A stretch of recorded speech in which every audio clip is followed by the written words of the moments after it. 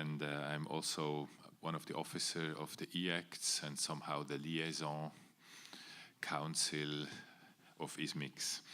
And I want to thank Dr. Fernando, Dr. Miller, Dr. Santos also for the program they put together, I think, which is very nice. I like this type of program when you discuss the things from these different aspects, especially the technical part, the second part. And I think we have some very nice topics, very actual important topics for thoracic surgery in this program.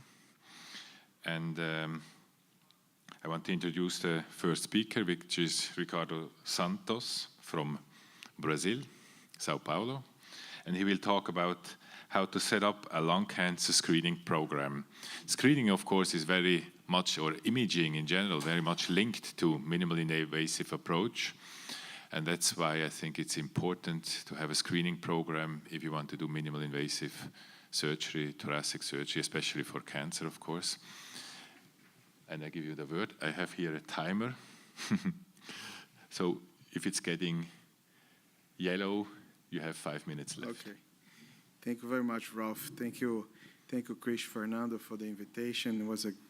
It's been a great pleasure to help you with this program. And then one more time here in Boston, which is a great city that I miss a lot. I went back to Brazil 5 years ago, and they gave me a couple missions. And one of the missions was how to figure out how to change at least a little bit what's going on in the country.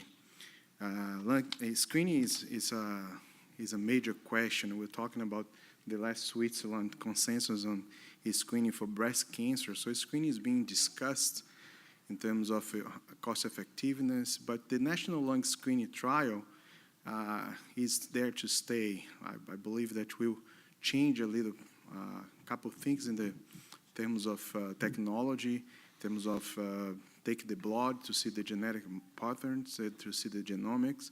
But nowadays, we see that the CAT scan can find, and we are saving lives doing screening. But when we start doing this, comes with these questions. First, know that the World Cup is coming, and whoever is going there to play, know that Brazil is not for beginners in the soccer team, but it's not for beginners neither when you see the healthcare. This is a Lancet paper published in 2011 that is explaining a lot of the complexity of doing healthcare in Brazil. So 80% of our population has no health insurance. I'll say the average that 25% will be covered. So this program is covered by a federal grant. All the access is free for all the patients that we are doing. And that was the first challenge to start doing screening. We need to know what is going on in terms of screening in Brazil, and that's why the program is going on. So first, I have to say that program should be based on a very solid structure. Structure means not only the building, the equipments, but also the human resources. And this process of human resources needs to be medical and non-medical, and everybody needs to talk to everybody to reach the goals. This is our staff there. You see myself as a thoracic surgeon, but we have different specialists with different expertise: thoracic surgeons, pulmonary, oncologists, physical therapists, even engineers are participating in the program to build a database. And this is the way that we did the organogram. The principal investigator, myself, with the administration team, all the medical team and non-medical team need to be in the middle field. Since we are about to start the World Cup, to make this easier analogy, I put our dream team here. This is the Brazilian soccer team.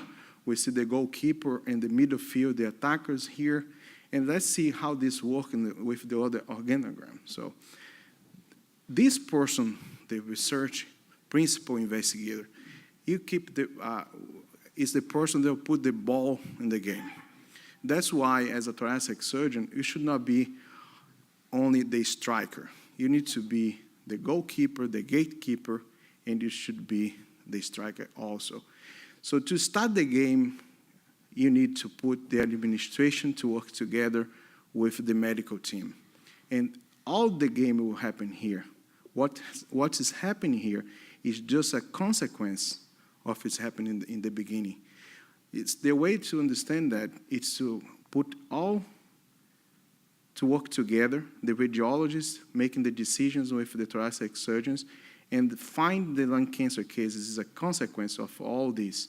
And you'll see how simple and complicated it is at the same time. What will be the steps of the program? First, you have to answer all these questions. This is a good paper from 2012 that put together the main questions that you have to answer. First, who should be screened? What the information the patient need? If the smoke cessation is part of the process or not, this is a big yes to increase the process of cost effectiveness. What the type of environment the screen should happen and how the test results are managed. How should the CT scan be performed? This is the radiologist need to figure that out because this is a low-dose CAT scan. So there are filters, softwares that the radiologists, they will help you. You need to go there, talk to them to establish the program with a low-dose CT scan. Otherwise, you're not doing a good job. What's the proper approach with the negative screen? Of course, we have all the findings that you need to give information to the patients. What data should lung cancer screening programs collect? So one good way to start is to go and see who is doing already. So we have the EOCAP, we have the National Lung Screening Trial. So that's what I did. I went to New York a couple times. I get the whole data from the EOCAP. We translate for the Portuguese, and we built our database exactly how the EOCAP is doing because they are the group that are doing this for the longer time. The National Lung Screening Trial give the answers for most of the questions. Of course, cost effectiveness should be evaluated in the future, but this is a good paper that you can have it to start your program. Steps 1 to 3 to make that simple, your team needs to reach the community. You need to make people know that you are doing that. That's when the market department will work with you with all the information and material, getting tailored for a specific market. You should, if you are talking to the general population, there's a language. If you're talking with your medical staff inside the hospital, there's another language. If you go in talking inside the hospital, it's not the medical staff, you're talking with the non-medical staff, the nurses, the physical therapy, there should be another language. So for each population that you want to reach, you need to produce a different material to inform what is lung CT screening. And we start doing a major market inside the hospital. We have in the hospital about 15,000 to 20,000 employees. So our first 200 or 300 patients came from this internal marketing. Afterwards, we're working with the institutional website, radio, television, etc. See, this was a good thing we did. Here, about 7,000 people went to light this virtual candle, and we say here in Portuguese that lighting a candle can help to put down one more cigarette. So all the folks went to the Facebook, and you could click here, and the face of the person will be here giving support for the prevention in lung cancer. So this is the institutional website saying that new test is available for lung cancer detection. Another institute that work with awareness in Brazil, discussing if screening is good for prevention. The institutional website and putting here the first Latin America study to screen lung cancer. In this part here of the website, in the bottom here, people could go and put all the information and do the registration to participate on the program. This is one of the national magazines here, is like, say, probably like the Time magazine in Brazil. The Veja magazine also published our study design, and it was telling here that the American Association was changing the guidelines, and the population was being informed by that. And this is, I put this image here because this was a big deal. It's like the CNN in Brazil. And then you need to go and find the way to reach your population. When we went to the national TV and we were explaining what's going on and what's the goal of this project, which is a study protocol, more than 5,000 people came to do the registration. We had in October 2012, about 300 were often free access. Everything was covered by the federal grant. But even with this access, people was not showing up. I went to the newspaper, I went to Union, I went to even to the streets to try to call people to come to the program, and it was not happening.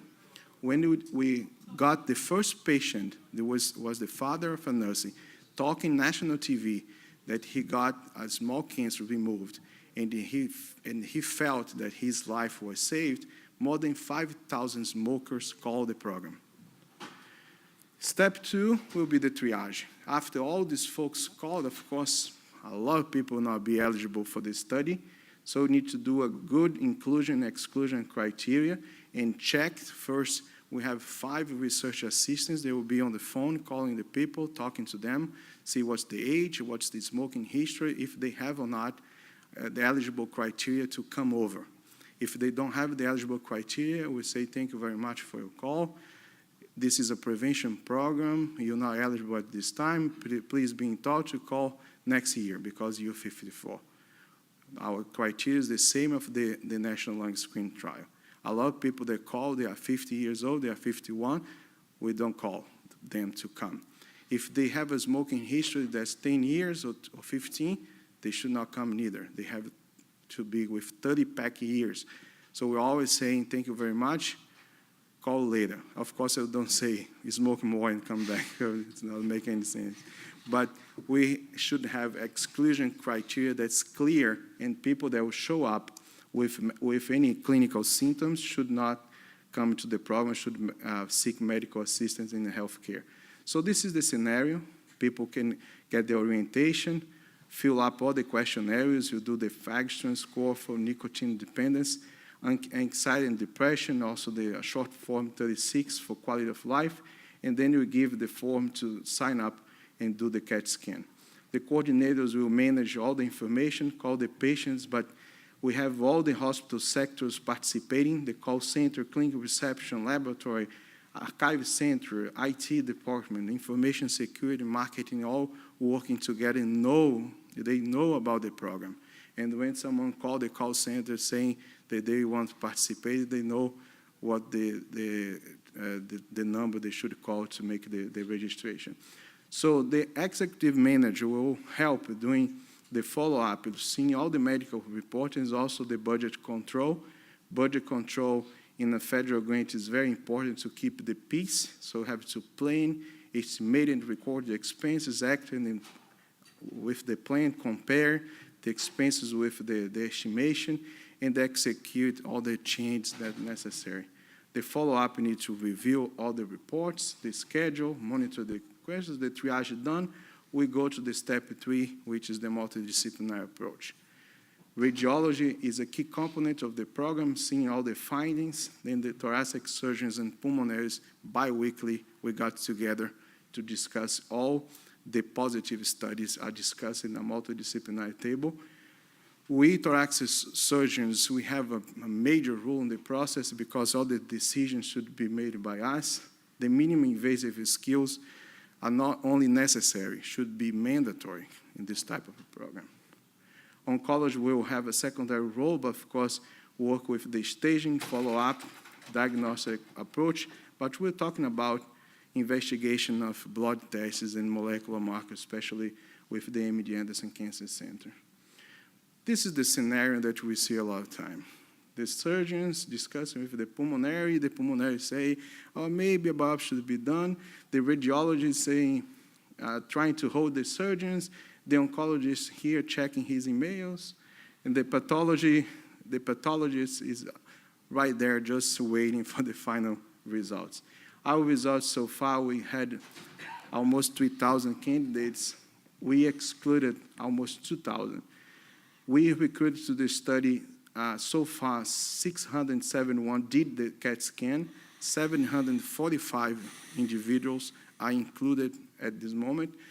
Brazil, as a country with a lot of granuloma and tuberculosis exposure, we have this impressive number of lung nodules. As you can see here, more than 3,000 nodules were found in all different sizes. And I see in the audience here, Rodney Landron, who was the first person that told me, Ricardo, you should do that. And I'm keeping quoting you, brother, because all the time when they come and say, you're crazy, you should not be doing that, it's too expensive, you're going to find a lot of problems. And Rodney told me one time, they say, you are a physician, right? You have to do that.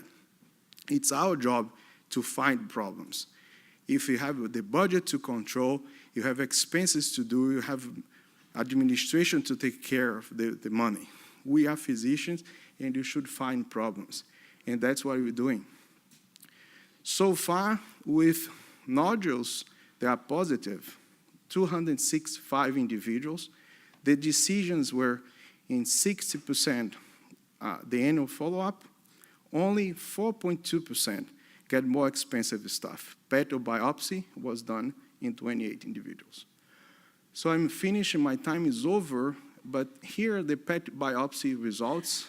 We have 7 lung cancers, so far we have 1.3% of lung cancer incidence in our population, but for all the finds, only 2 individuals with active tuberculosis, but we also had all the findings, and we have 6 patients awaiting biopsy. One of the cases is very suspicious, so it probably is the case number 8. All the cases are in stage 1, 6, all but 1. 1 is stage 3, is doing neoadjuvant chemo, and probably going to do surgery afterwards. So this is the number. This is my last slide. EBUS in 2, bronchoscopy, image-guided biopsy in 30% of the individuals. VATS or robotic was done in 9 individuals.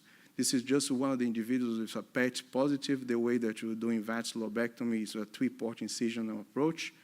This is the first that I have seen in situ squamous cell carcinoma 1.2 centimeters. So when they're celebrating the multidisciplinary, they are thinking, oh, thanks God the thoracic surgeons were here to decide what to do.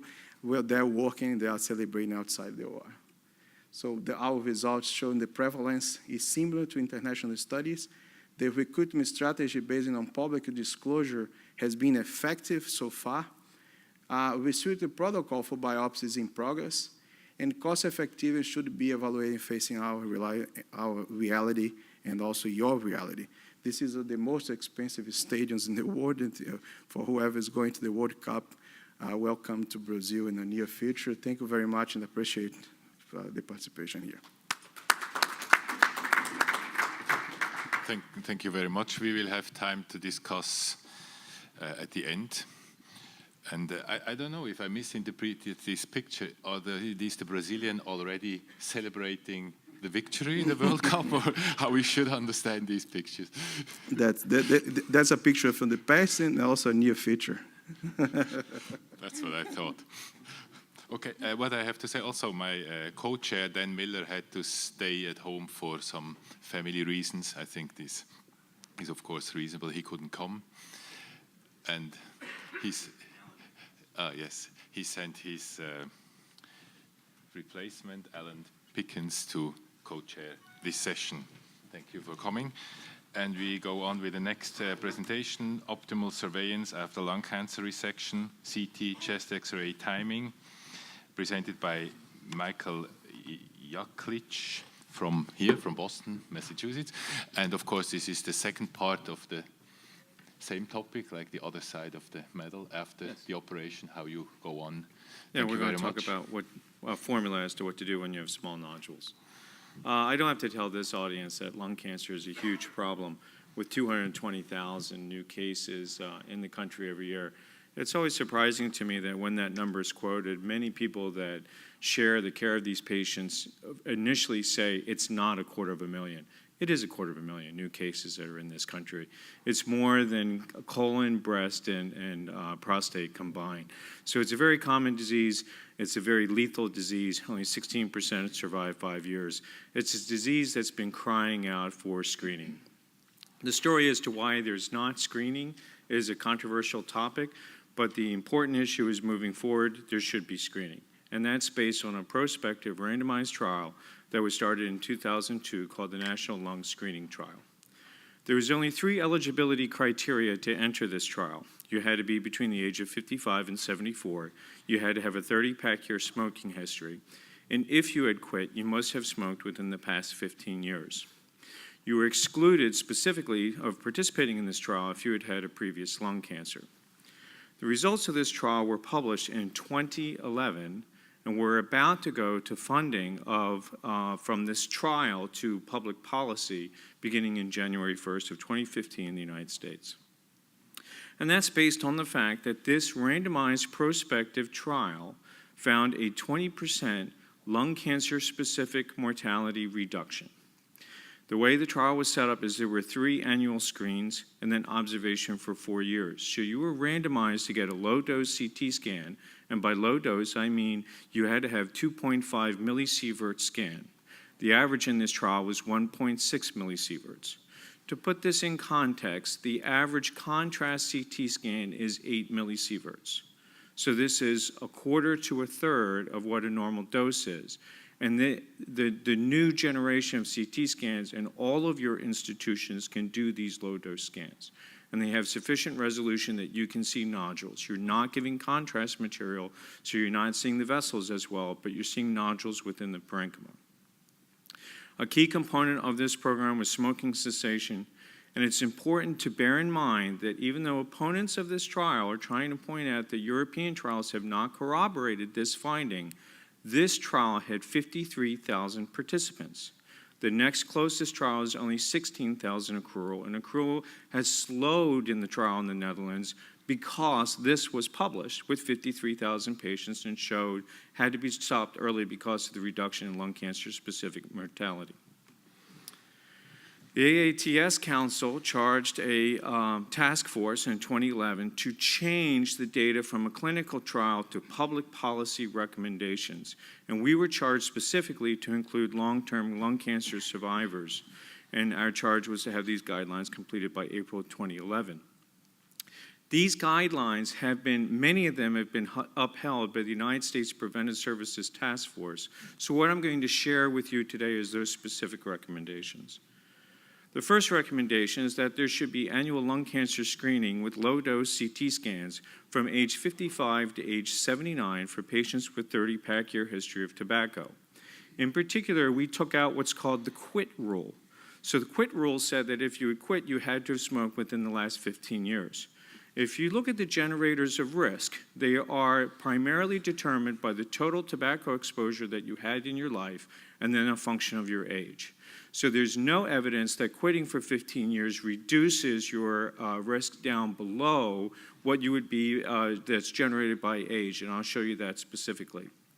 The USPSTF did separate modeling and actually took this age of 79 up to age 80. So your private insurance companies are following a policy by USPSTF that will say age 55 to age 80.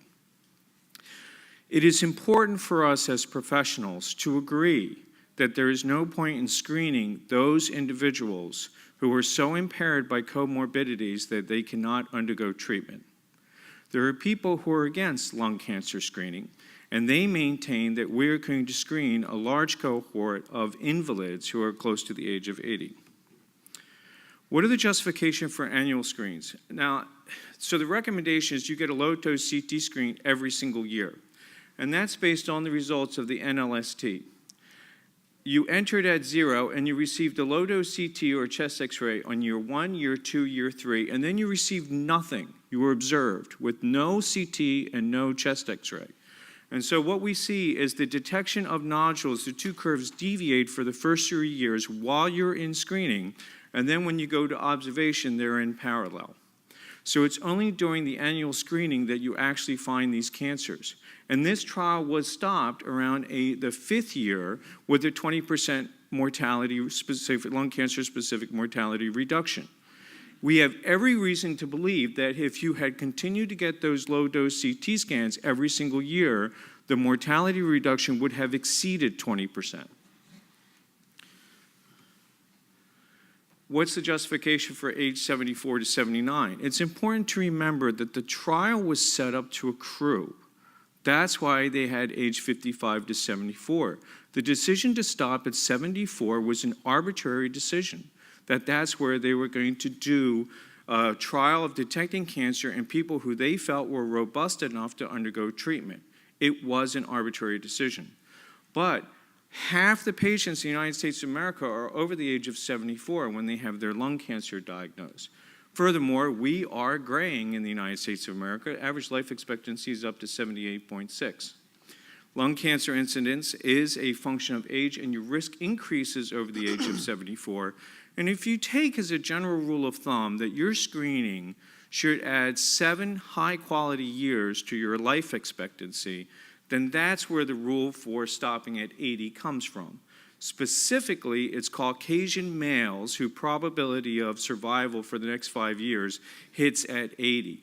The other demographics all are expected to live longer than age 7, beyond age 80, up to 81 or 82. So this number of stopping at 80 could change in the future as we collect more data. Here's an example of incidence per 100,000 as a function of age for all men and all women, irrespective of race.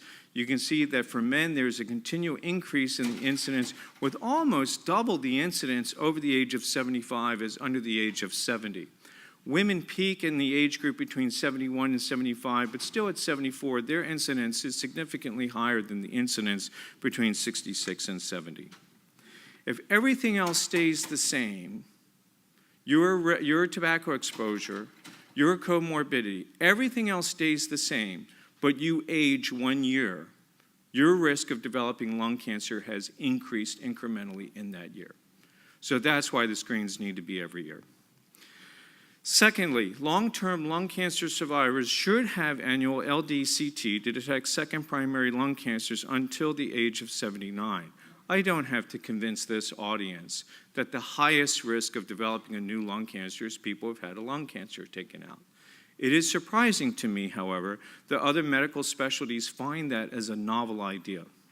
It's not unique to lung cancer. The same holds true in other cancers. The people who are at most risk for breast cancer are previous breast cancer survivors. The people who are at most risk for developing a new prostate cancer are prostate cancer survivors, and so on with colon, and so on with lung. This is becoming a political issue, but this is our ace in the hole to convince skeptics. 400,000 lung cancer survivors is the largest lung cancer survivor population we've ever had in history. And they're at risk for new cancer, and some of them include never smokers. Never smoked, and they got a lung cancer taken out. They are at sufficient risk for a second lung cancer that they deserve lung cancer screening. Here we break it out into what are the possibilities with a low-dose CT. Ricardo alluded to some of this. So here's our entry criteria coming in. You get a low-dose CT, what can you have? You could have no nodule, you could have a solid nodule, or you could have a ground glass opacity. Let's talk about solid nodules. There is a deliberate effort to confuse everybody as to what happens when you screen as to what is a false positive. I would maintain that if you find a nodule, it's not a false positive, it is the finding of a nodule. The NLST chose to use terminology in screening terms and referred to nodules that were not proven to be lung cancer as false positives. The rate that Ricardo just showed you, that 4% of the nodules that they're finding are lung cancer, exactly matches up to the NLST. So when you get a low-dose CT and the patient is sent to you with a 2-millimeter nodule, we want you to know that the next step is to re-image. And the rate at which you re-image depends on the size of the nodule. We anticipate that most of the nodules that will come to us will be over 10 millimeters, over a centimeter, with an overwhelming probability that they're lung cancer. We know what to do with those nodules. We know to do minimally invasive techniques and segmentectomies. We know that, and that's actually what produced the incredible survival statistics of the NLST, where the operative mortality was less than 0.5%. The question is, what do you do when the nodules are sent to you with 4 millimeters? And it's important for all of us to understand that what makes low-dose CT scan screening better than prostate screening, better than breast screening, is that the overwhelming majority are re-imaged. They do not go to an invasive procedure. They do not go to needle biopsy.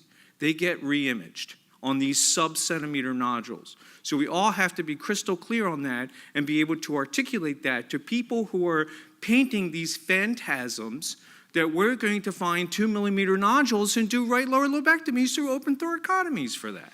That's nonsense. So we have to be able to clearly articulate that what we're going to do depends on the size of the nodule, because the probability that it's lung cancer depends on the size of the nodule. So if you're less than 4 millimeters, you're a negative scan. If you're a 2-millimeter nodule, you're a negative scan. You get another scan in 1 year because you have 30-pack year smoking history and you're between 55 and 79. You met all the criteria for the original scan and you meet the criteria for the next scan, but you have a negative scan, so you get an annual scan. If you're between 4 and 6 millimeters, you get it in 6 months.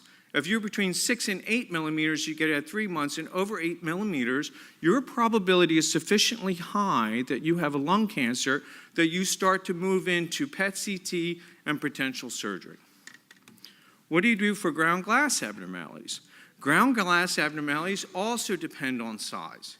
But more importantly, they all have the step in that we intervene on pure ground glass abnormalities when they change in size.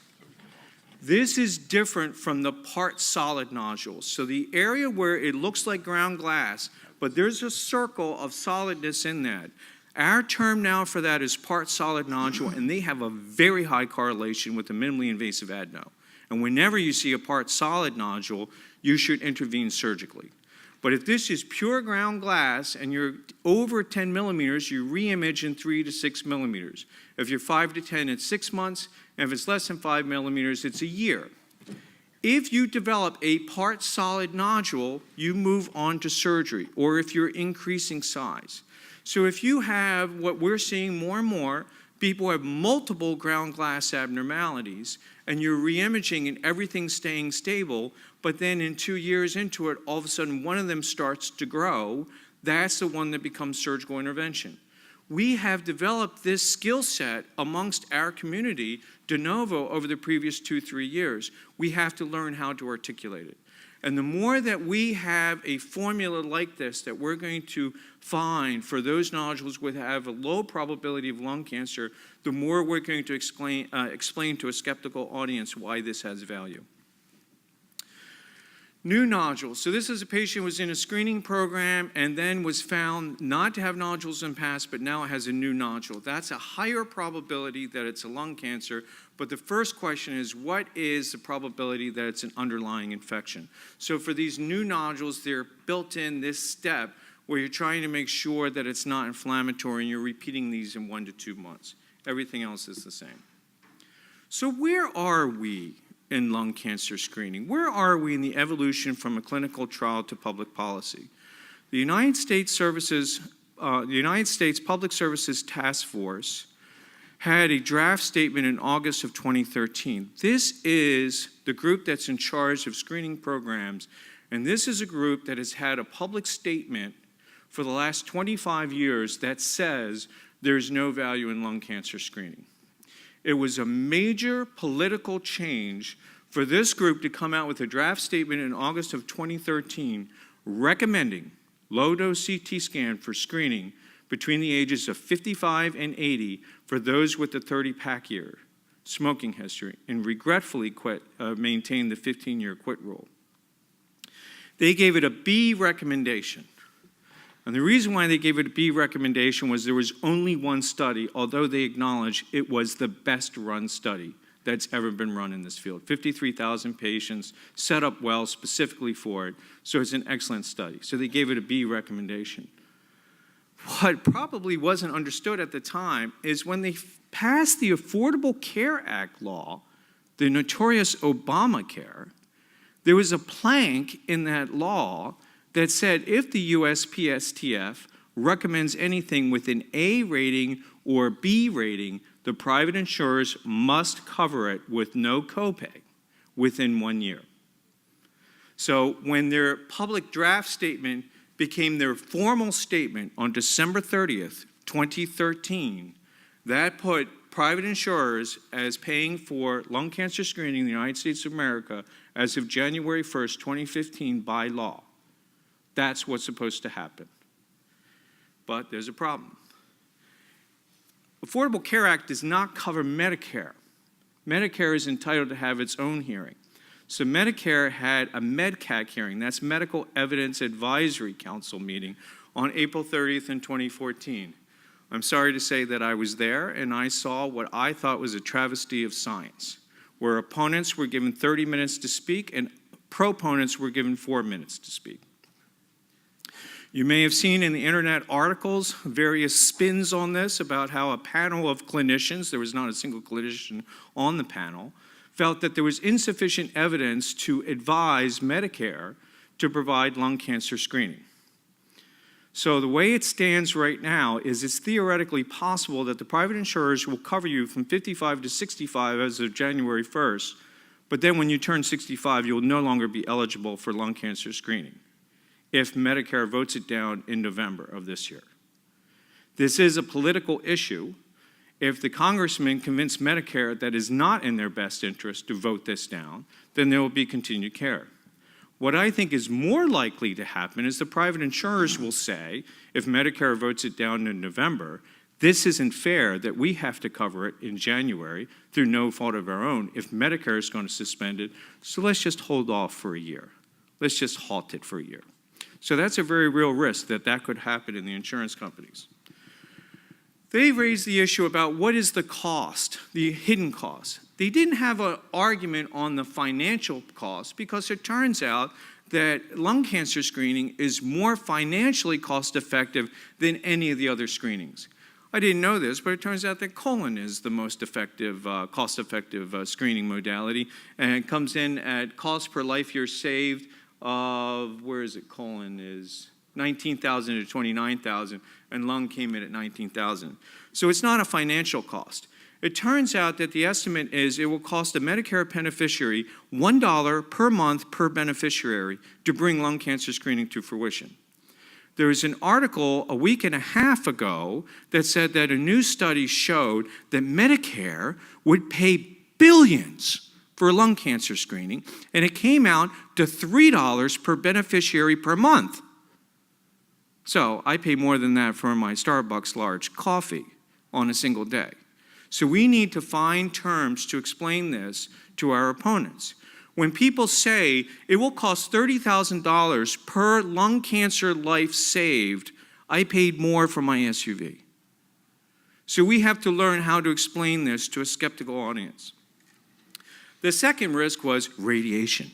We have to check the time a little bit. How much time?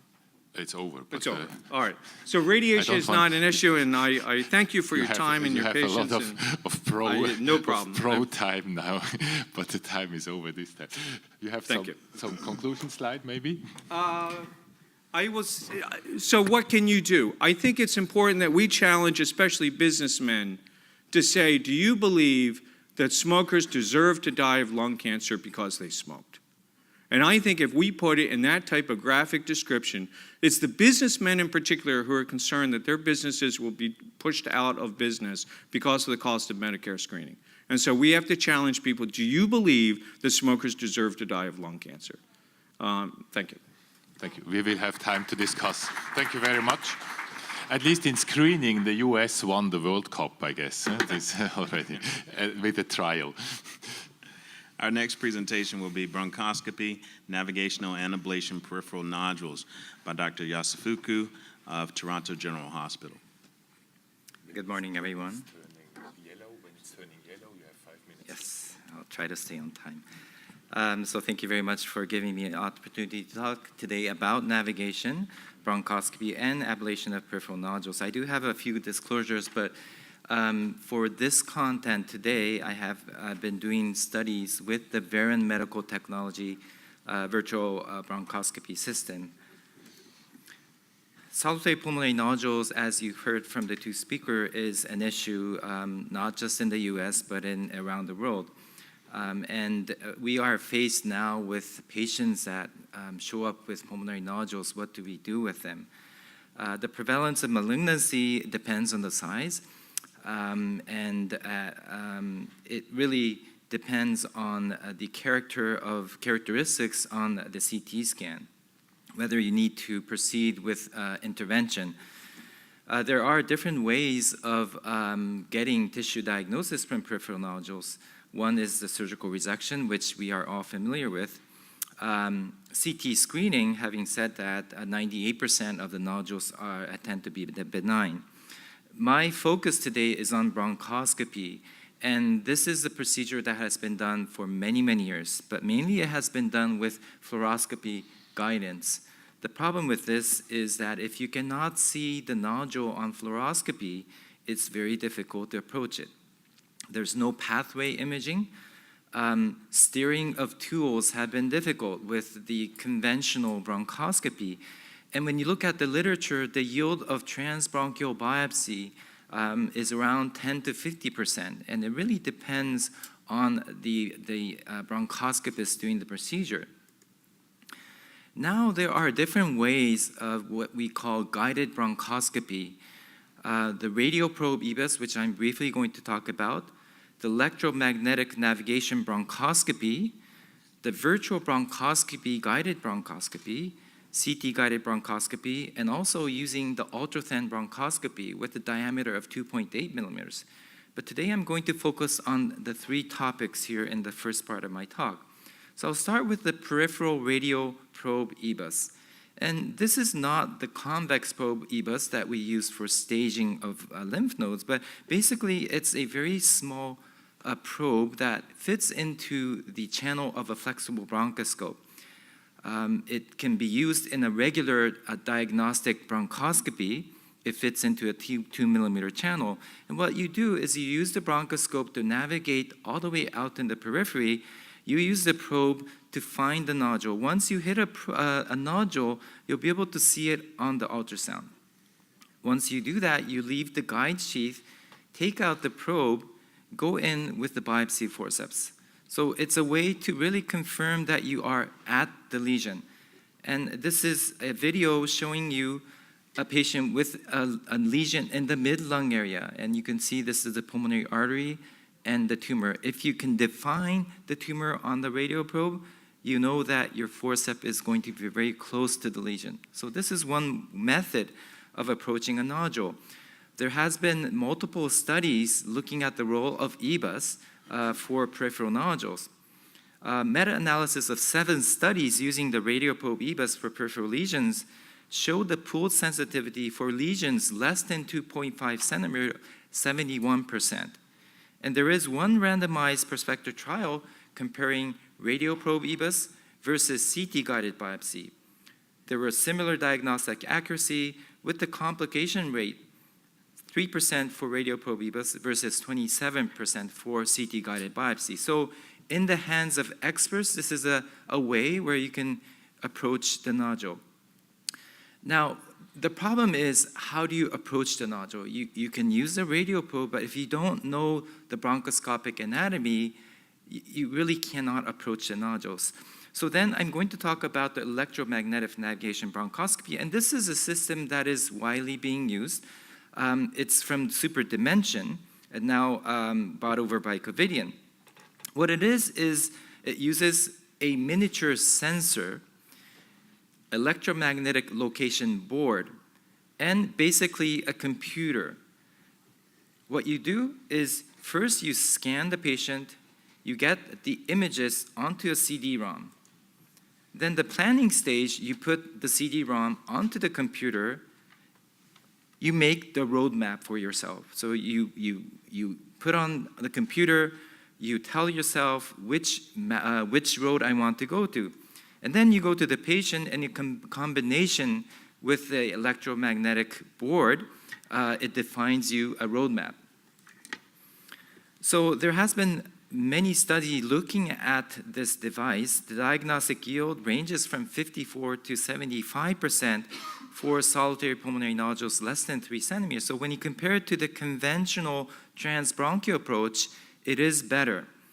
The limitation of this device is there is always a registration error because it's not a real-time procedure, and it tends to be expensive. The catheters that you can use cost about $1,000 per use, and it's all disposable, so that is a problem. So what has been done is, why don't we combine the electromagnetic navigation with the radioprobe EBUS? You can navigate yourself out into the lesion. To confirm that you are in the lesion, why don't we use the radioprobe EBUS? And this study looked at the way, exactly what I said, combining navigation with radioprobe EBUS. And in this study, they showed that combination gives you the best diagnostic yield of 88% for small nodules, with a sensitivity of 90% when you combine the two procedures. There are other companies, the Varian Medical Technology. Basically, it's the same concept. The Varian Medical System has a small EM field generator, which is loaded onto the computer. Basically, it gives you a pathway to reach out into the nodule, and you have the different steerable catheters, which you can put your needle, your brush, or your biopsy forceps through the catheter to get samples. But basically, it's the same concept.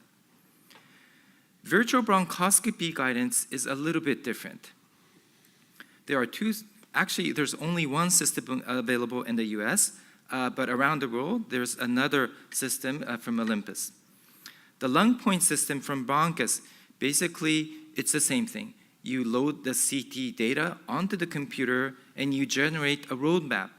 The difference between the electromagnetic system is that you don't have real time.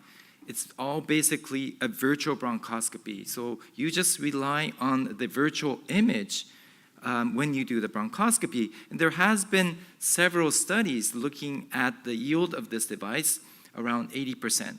But I think the data is still scarce. Another system from Olympus is called the BF navigation. Same concept. You load the CT scan onto the computer, and based on that, you generate a virtual bronchoscopy. And this video shows you what it looks like. This is the real image of a patient, middle lobe, lower lobe. We all know that.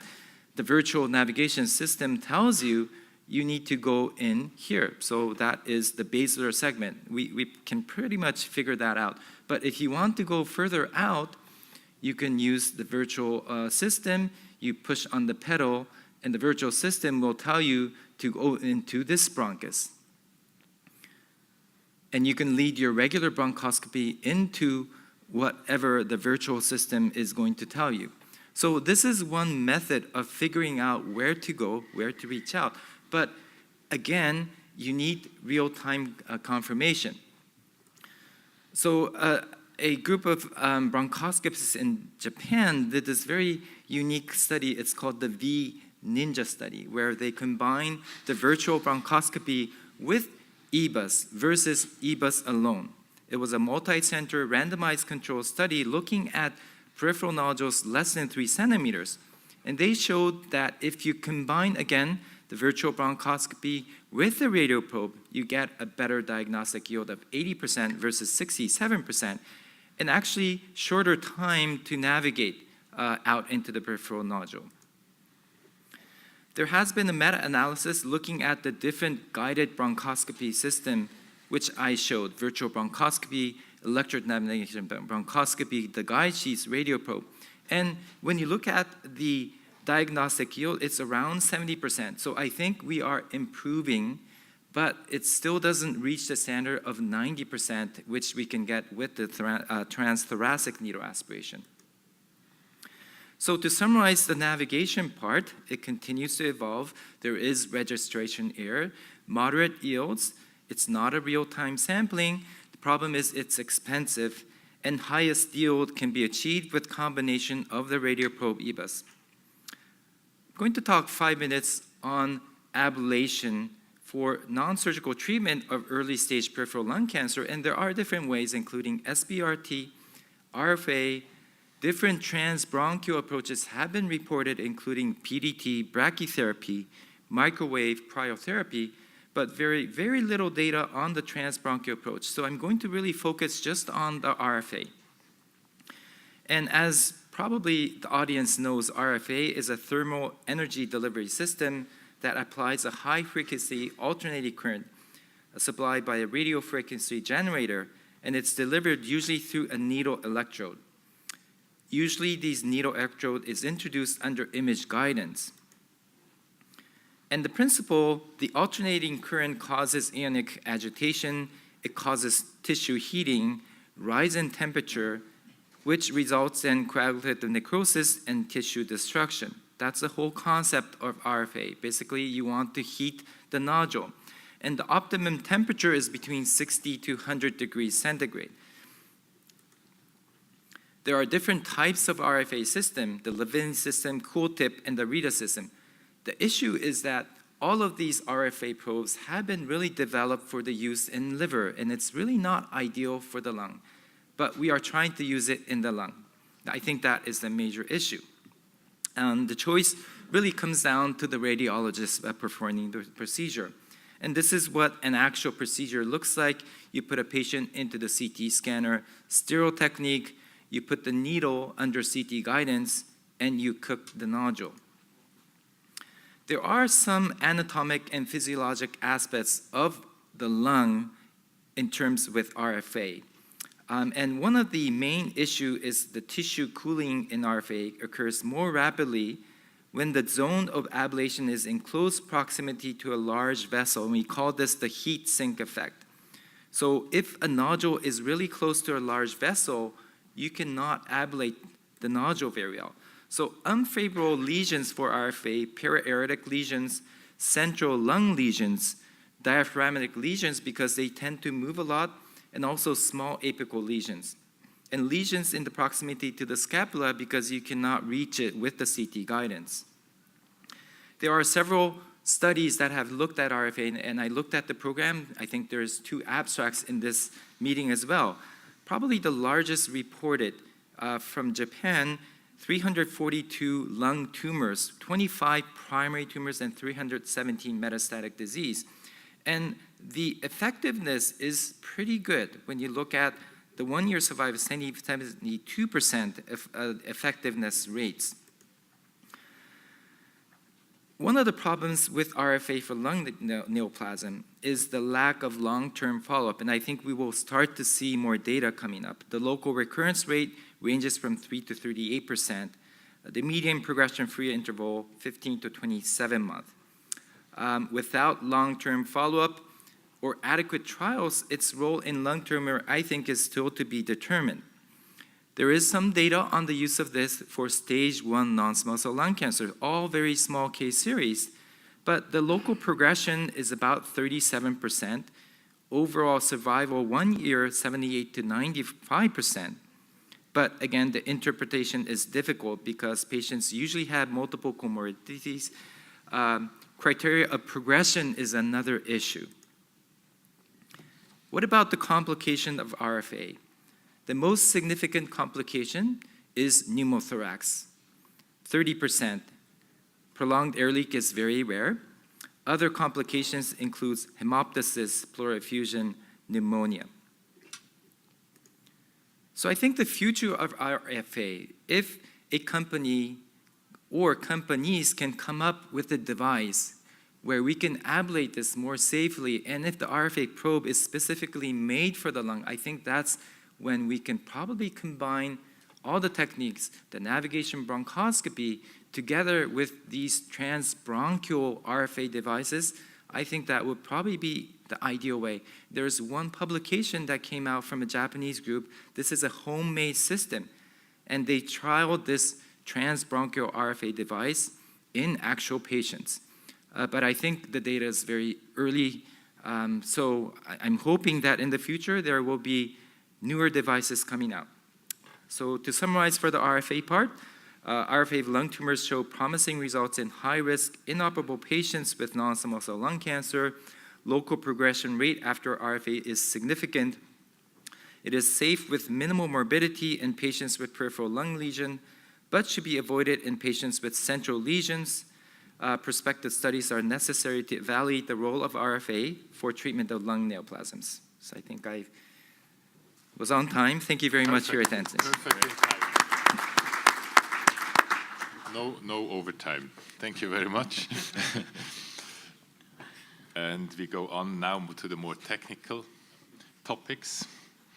About segmentectomy, we have 3 presentations about segmentectomy. First, VETS, second, single port, and the third, robotic segmentectomy. So we start with the VETS segmentectomy, and I have the pleasure to introduce you, or to present you Dr. Landreau from New Orleans, Oxnard Clinic, and he will talk about the VETS segmentectomy. Thank you very much.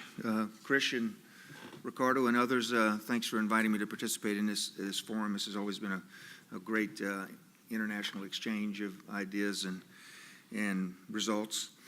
And today I'd like to speak to you about the role of thoracoscopic segmentectomy for early stage non-small cell lung cancer. How do I move this thing? Which one of these? This one? Oh, there you go. So I think the first argument, which has gone on for years, is what is the role of sublobar resection for the early stage lung cancer, or is lobectomy the standard of care that we need to hold on to? And I think there certainly is a lot of information to suggest that this paradigm is changing. Our colleague from the University of Toronto just showed image-guided activity that is competing. And with SBRT, I think that in another area that where the early lung cancer is being managed with some success. If we look at the standard of care for the peripheral lung cancer in the 1940s, actually work done at our institution at Oxnard and elsewhere in St. Louis, Montreal, and in Europe with Nissen. First pneumonectomies were performed. And actually in the same year, Rich Lazario and I were talking about that earlier, about the 3 individuals that did the first pneumonectomies, all within, and reported them all within months of one another, Nissen and Archibald and Dr. Graham. And that was the standard of care following the Hallstedian approach to cancer, that you need to take out the entire offending organ and all avenues of egress from it into the lymphatics and soft tissues next to it, to a concept led by Overholt and Churchill, that lobectomy had an equivalent survivorship for the local disease with less morbidity in the 60s and the 90s, with the work of Irette in Montreal, led by the breast cancer surgeons' efforts with less than a mastectomy for early stage breast cancer, led to the lung cancer study group's effort and a comparison of sublobar resection versus lobectomy, and the challenge of lobectomy has gone on since. If we look at the background of anatomic segmentectomy, Churchill really was the first to perform this for benign disease and ultimately for malignancy, a lingular lesion, but the first segmentectomy was done in 1939. Jinsick really was the first to perform segmentectomies routinely for lung cancer. The lung cancer study group included lobectomy versus segment or wedge and found a very significant increase in local recurrence, no difference in survival among individuals with stage 1 lung cancer that were resected in a randomized study of lobectomy versus sublobar resection we're all very familiar about. The Japanese have led subsequently, and probably following their introduction of low-dose CT scanning, which is truly a decade or more before the West, in identifying, an attempt to identify early-stage lung cancer, and scratch their heads saying, do we really need to do lobectomy in this circumstance for this small peripheral lesion? And found with extended segmentectomy, meaning resection beyond the intersegmental vein, that survivorship for the early-stage lung cancer was equivalent to that of lobectomy for small lesions. And the most provocative study in the last 10 years or so came from Okaida's group, also from Japan, which was the inspiration about the Altorki trial, where they found an equivalent 5-year survival in individuals who had less than 2-centimeter nodules, where the difference in survival was there was equivalent survival between lobectomy and segmentectomy for these small lesions. So the question is, what do you do when you see this in the office? Do you need to take the entire lobe out for this, or can a sublobar resection be performed? And my argument is that that sublobar resection has a role, or maybe a primary role, and that anatomic segmentectomy should be your sublobar resection choice. First thing is the anatomy. You need, and we all are very familiar with the anatomy in a lobar circumstance, but we need to dive deeper into the intraparenchymal anatomy to get the 3D vascular spatial relationships before you embark on performing segmentectomies. This is just the complexity we all know is present within the lungs on both arterial and venous and bronchial relationships that we have to master, and I recommend you do it through an open approach before you move into the idea of minimally invasive segmentectomy approaches. That's the approach we used when Dr. Fernando and Santos and I were all working together at Pitt. Second thing is the lesion within the presumed segment to be resected? And we're seeing really more and more studies and papers out about means of identifying the true segmental boundaries radiographically before we move on to resection. And Matt Schukert, one of my past associates at Pitt, will be presenting at the Western information on some 3D computer reconstructions of the lung to identify if the lesion truly is within the segmental boundaries and to assess the ability to get a good margin based upon these computer reconstructions. In the setting of some 40 to 50 patients that he'll be presenting, the success rate was somewhere around 93% in identifying if these things cross segmental boundaries, and therefore a lobectomy should be performed, or a larger trisegmentectomy versus an opportunity to perform a true anatomic segmentectomy. We weren't alone at the University of Pittsburgh. The Japanese have been working on this also, and there's several papers out there describing this effort. This is pretty cool way of doing things, and it really kind of got its start by some physicists within the radiation oncology department at Pitt who just were manipulating the scans used for SBRT. And we've moved beyond that to get a little bit more refinement in these estimates. What about, and the whole idea then comes with regard, when we talk about surgery, the resection margin and its importance. And this, again, comes from several points of data information. The most, I think, interesting one comes from the radiation therapy literature, where Gerard from France and his team looked at 70 resected non-small cell lung cancers and looked at the estimate pathologically of microscopic extension of disease so as to help them identify the treatment plan about the disease based upon histology. And they found with 95% confidence that for a squamous cell carcinoma, you could limit your field to within 6 millimeters of the radiographic image, but you had to double that when you were dealing with an adenocarcinoma, which brings us to the work of Sawabata and the others, again from Japan, again because this lead time entry into this idea of sublobar resection based upon their surveillance programs. And they found that when the margin was less than 2 centimeters, that most of those, that the risk of local recurrence was great. But if the margin to tumor ratio was greater than 1, the likelihood of local recurrence or persistence of disease was up around 5% as opposed to 25% when it was less than that.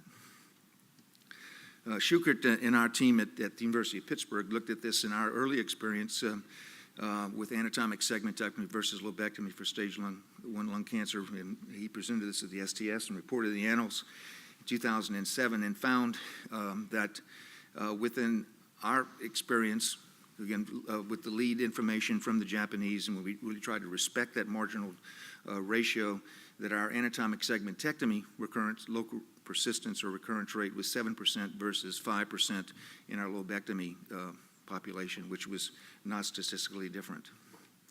And our findings of recurrence was also similar to that seen in the Japanese literature, in that almost all of our recurrences occurred when that ratio was less than 1. So if the margin was, you can see the unity with the red line across, but when When that was less than 1, most of our recurrences were seen. So what about the surgical approach to anatomic segmentectomy, this being a highly technically oriented Congress? I think the first thing is to avoid the fissure and the incomplete fissure. Don't go into the fissure to try to find the segmental vessels if the fissure is not free and easy. And in that case, we'd use an extended fissure approach coming down between the major fissure on the right, let's say between the middle and lower lobes, and just completely create a furrow down to the hilar vessels with the linear stapler to get the plane that's needed for, let's say, a superior segment or a combined basilar segmentectomy, or to use the John Walker approach, which is really a thoracoscopic extension of the posterolateral thoracotomy, and take things from behind, which the Boston group, I know that's the same thing that Mike and those guys do here at Harvard. So the port arrangement is similar to that for VATS lobectomy. The rib spreader is avoided. Arterial first in the case of segmentectomies, except for the upper lobe circumstances where that anterior and apical vein is seen. You have to take that to get access to the apical and anterior segmental artery. And also the middle lobe, the vein is taken first. But otherwise, we take the artery first as opposed to the vein, which is just the reverse of what we more commonly do in the setting of lobectomy. We perform an extended segmentectomy across the segmental boundary to ensure the margins are complete, and that we are also doing a complete segmental resection. We do it with a stapled parenchymal margin.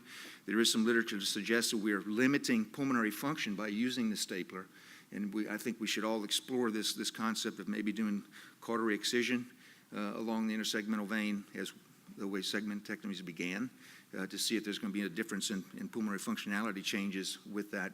But at this point, it's most of us are using the stapler as opposed to an open teasing out of the tissues as we did in the past during our education. And closest attention again to surgical margins. And we perform a lymph node sampling of all regions and preferably a dissection for better staging. Beginning the mid-axillary intercostal access line, a 7th interspace, approach the hilum anteriorly, and an anterior location for our access incision. And we alternate the scope to get a more posterior view when between 2 lower lateral intercostal access sites, and using the 3rd-degree scope to get the imagery posteriorly and anteriorly as needed.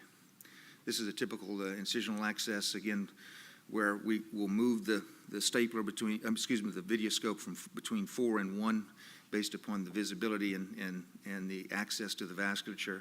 The access incision here is a little bit bigger than usual, but I wanted a bigger one so as not to be, the usual, how the hell did I get this thing out through this 2-inch incision, approach, and to be real rather than showboating. And part 2, because, this is reality, right? We're among friends. So, the second issue is that most of the stapling devices are introduced through that number 2 port site. Interstaplers are used extensively, and we use this hand tools throughout the case, very low videoscopic incisions, and we also contemplate the intercostal access for conversion. This comes from Dr. Demi's summary article. He and Dr. McKenna and I think D'Amico combined to give us kind of a summary of how to do videoscopic lobectomy years ago, and really their concept also was very simple hand tools associated with the videoscope.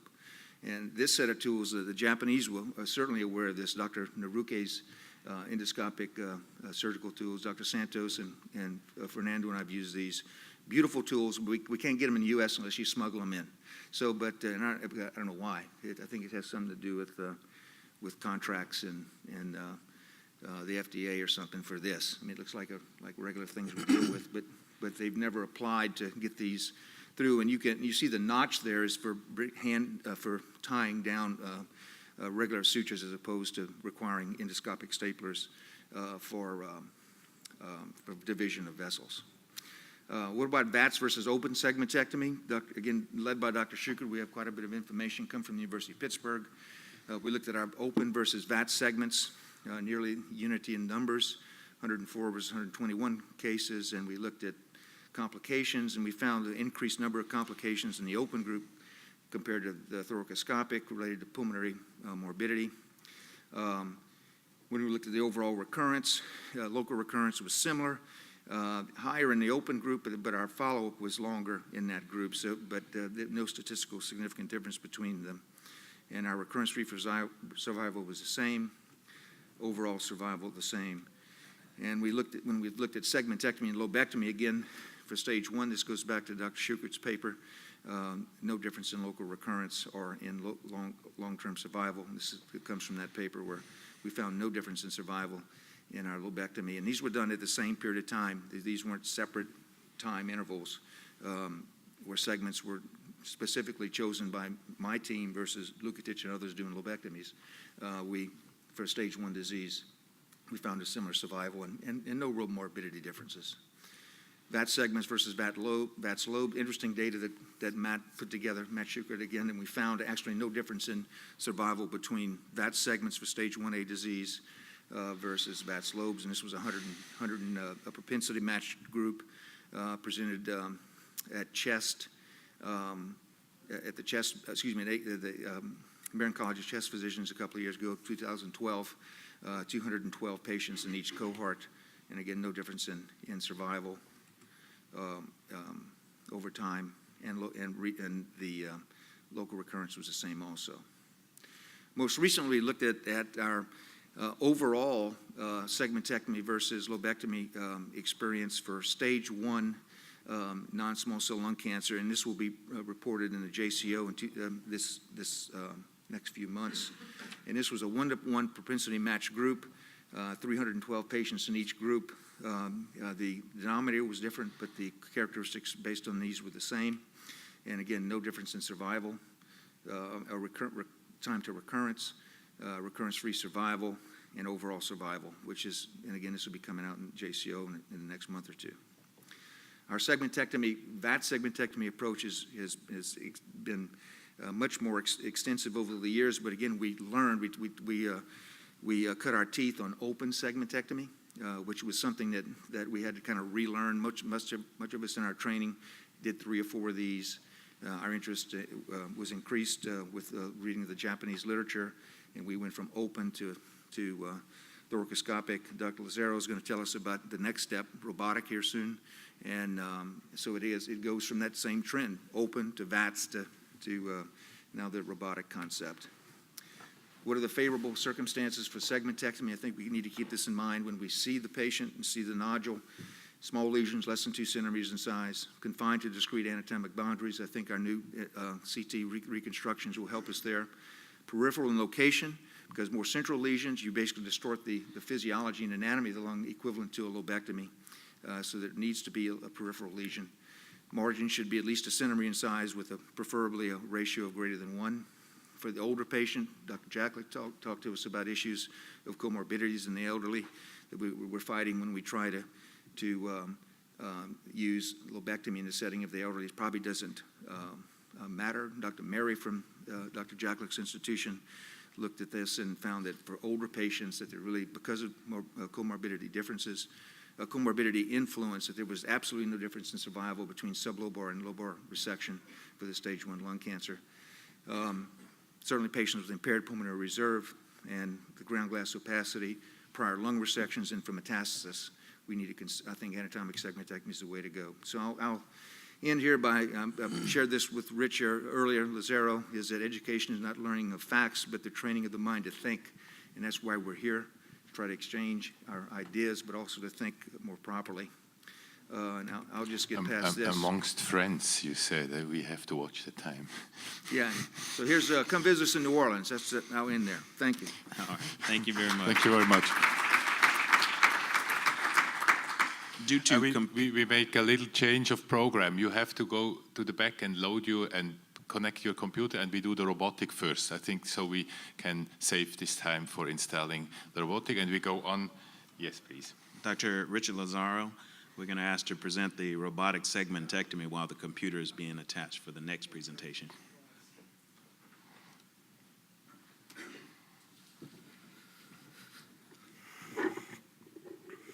Thank you for the opportunity to present. We're a new program in New York. Started there about 2 years ago. Okay. As a disclosure, I'm a proctor for Intuitive Surgical. I look at it as an opportunity to meet people, share ideas. I'm not going to retire on it, neither are my kids. I didn't want to go too much over the anatomy, but I think anatomy is critical, and I think, capitalizing what Dr. Landreneau said, surgery's been an evolution from bigger resections to smaller approaches.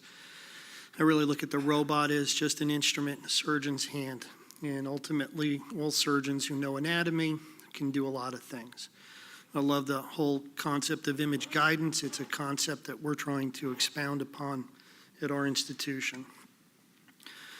I got there 2 years ago. They did 34 cases a year prior to getting there. We now do 300 major cases. It's pretty much me. We got a second surgeon. In the beginning, I think I was more tested, given bigger cases. Now we're getting those nodules that are found on screening that seem to be more appropriate for sublobar resections. This is a CAT scan of someone who had granulomatous disease with a tumor in the anterior segment of the right upper lobe with proximity to the vessels. This would have been amenable to a sublobar resection as opposed to a lobectomy. We were able to accomplish that. When I did open surgery, I did open segmentectomies. I migrated to VATS, did VATS segmentectomies, predominantly superior segment or lingulectomy. That was really the limitations of what I did. This is another patient who had metastatic renal cancer and had 2 lesions, actually 3 on that left side, one in the superior segment, one in the basilar segment, and one in the posterior segment of the upper lobe. Did a wedge resection and 2 segmental resections for him. This is a tumor that I'm going to show ultimately. Small tumor, probably more amenable to a segmental resection. Just to get an idea, segmentectomy through a VATS approach, it's all about the anatomy.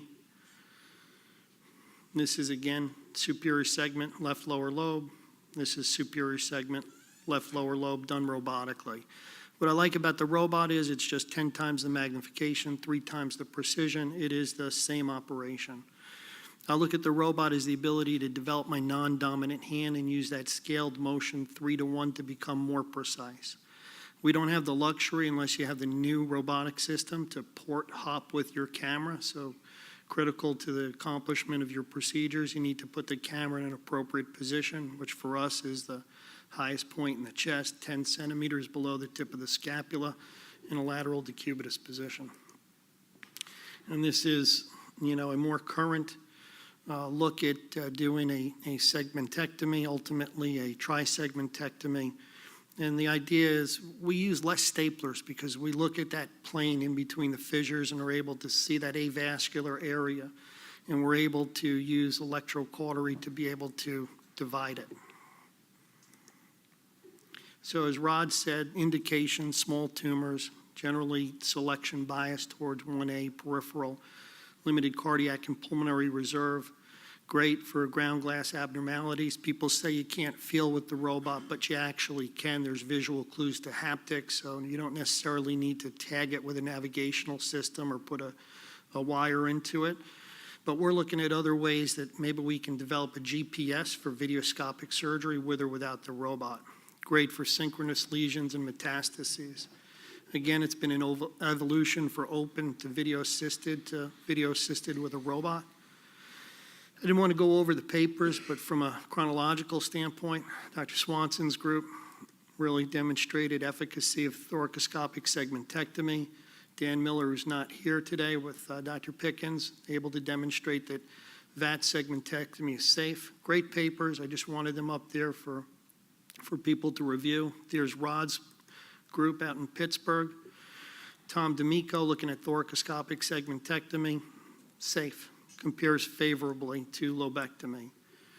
There also is the demonstration published about a month ago of role of segmentectomy for pulmonary metastases. Great little graph in there of large numbers of patients being done Obviously, Diego really pushing the limits with doing things single site. You know, I think that good surgeons can do anything, and I think his techniques are outstanding. Me, I don't want to go personally to a single incision platform, not at this point, but maybe down the road. And there was a good review comparing open versus VATS versus segments. And ultimately, Bernie Park and Julia Veronese and Franco Melfi at 3 separate institutions over a 3-year period reported data on 17 segments. It was safe and effective, low complication rates. I really didn't want to get into too much about how do you divide the fissure. I believe that once the bronchus is divided, there's several techniques to either insufflate the divided bronchus or to insufflate the remaining lung. You can anatomically identify the plane, follow the vein, or you can use immunofluorescence and give an injection and see where the lung is not highlighted in order to identify where that plane is. And whether you use a stripping technique, which is difficult with a VATS approach, or you do a staple technique as we do, that's our mechanism. So it's interesting, the first 18 months roughly that I was at our institution, I did 1 robotic superior segmentectomy, but as the things changed, I've done 6 segments on 4 patients in the last 5 months. I think the key is standardization of the operation, positioning, trocar sites, and instrumentation. These are the instruments that we use, and as technology gets better, we'll ultimately move down to 5 and 8 millimeter instruments, and I think that there is a benefit in terms of anecdotal experience, but being measured by some people now in prospective studies of whether or not this has implications towards less pain with the fulcrum effect of a robot, and if that translates into less narcotic usage and maybe some effect long-term with lack of stimulation of mu receptors in an oncology patient. This is a 61-year-old male who had good pulmonary function, was a smoker, had a previous right middle lobectomy at another institution for an adenocarcinoma 3 years ago, stage 1. He also had a laryngeal cancer that was treated with transoral surgery, and he was found to have a small nodule that grew. So this is doing a robotic trisegmentectomy. You can see the wristing of the instrument. We use 4 arms. Tend not to really grasp the lung, but try to grasp the plane that you can see, hopefully, fairly well on that screen. The width of that instrument's 2 millimeters. Hard to use a bipolar device when I first started, and took me a little bit of time to learn how to use the robot, but I recorded myself. I use that as a self-examination, self-assessment tool. I approach every case as I identify the pulmonary artery and the fissure, which was the way I was taught as an open approach, and I complete the fissure. My camera angle is really always sitting right there so that as soon as I move the lung to go posteriorly and use 4x4s, I can get to the posterior dissection, which, as Dr. Landreau pointed out, can be a great technique for finding a pulmonary artery that's difficult to find in the fissure. And we really don't lose a fair amount of blood loss. The way the tips are articulated tends not to be actually wristed pointing towards the artery, but tangential to it. And the lymph nodes are able to be seen. Now, I think these techniques can be done equally well with robotics versus VATS versus open. In our experience, this has just become an easier operation where you can see the pulmonary artery and you can see the appropriate plane. And once you start to free this all up, we're going to go back to the fissure and we're going to complete that last tunnel. And really not moving fast. I don't think it's a matter of time. Stage 1 cases we usually do within 2 hours, including a complete lymphadenectomy. But we're really just trying to identify this tunnel. And once we get that tunnel to the posterior area, cleaning out the lymph nodes, we will be able to complete the fissure with a stapler. I did a diagnostic wedge on this. I completed the fissure first because I thought it would be tight. The lesion that went from 3 to 5 to 8 millimeters on the scans prior to us seeing the patient turned out to be a 1.7 centimeter carcinoma, and respecting the margin to tumor ratio was less than 1, as Dr. Landreau pointed out, and here's visual haptics. You can feel a lesion that's not completely solid by rolling it over and seeing how the lung pulls with it. I can't advance this. Can you advance this for me, sir? Just a little bit forward, maybe 2/3 in.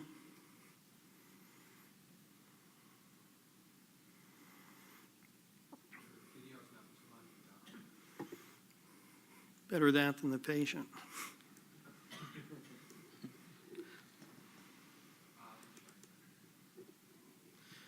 Well, I was going to show you. Can you go back?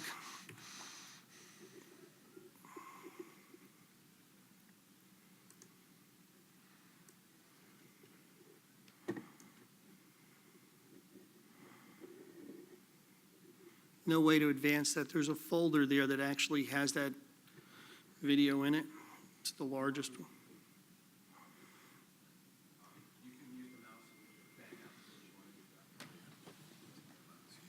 I tried that. Great, thank you. I could have done this if I was using the robot, so forgive me. One of the things that we really pay attention to, this whole idea of haptics, is that you really can't feel too much with the robot. It's visual clues. So as you're dissecting out, this is obviously the anterior, apical, and posterior branches, is you really want to leave them undisturbed. So we use the same principle as a carotid, dissect the body away from the carotid. We dissect all the lymph nodes away, complete the fissures, really get in there, take advantage of it. Use a guide. I try to minimize the assistant at the field. We have rotating PAs, so I usually don't have that guide engaged. I just pass it first, and then I slip it onto the stapler, which is hockey sticked up.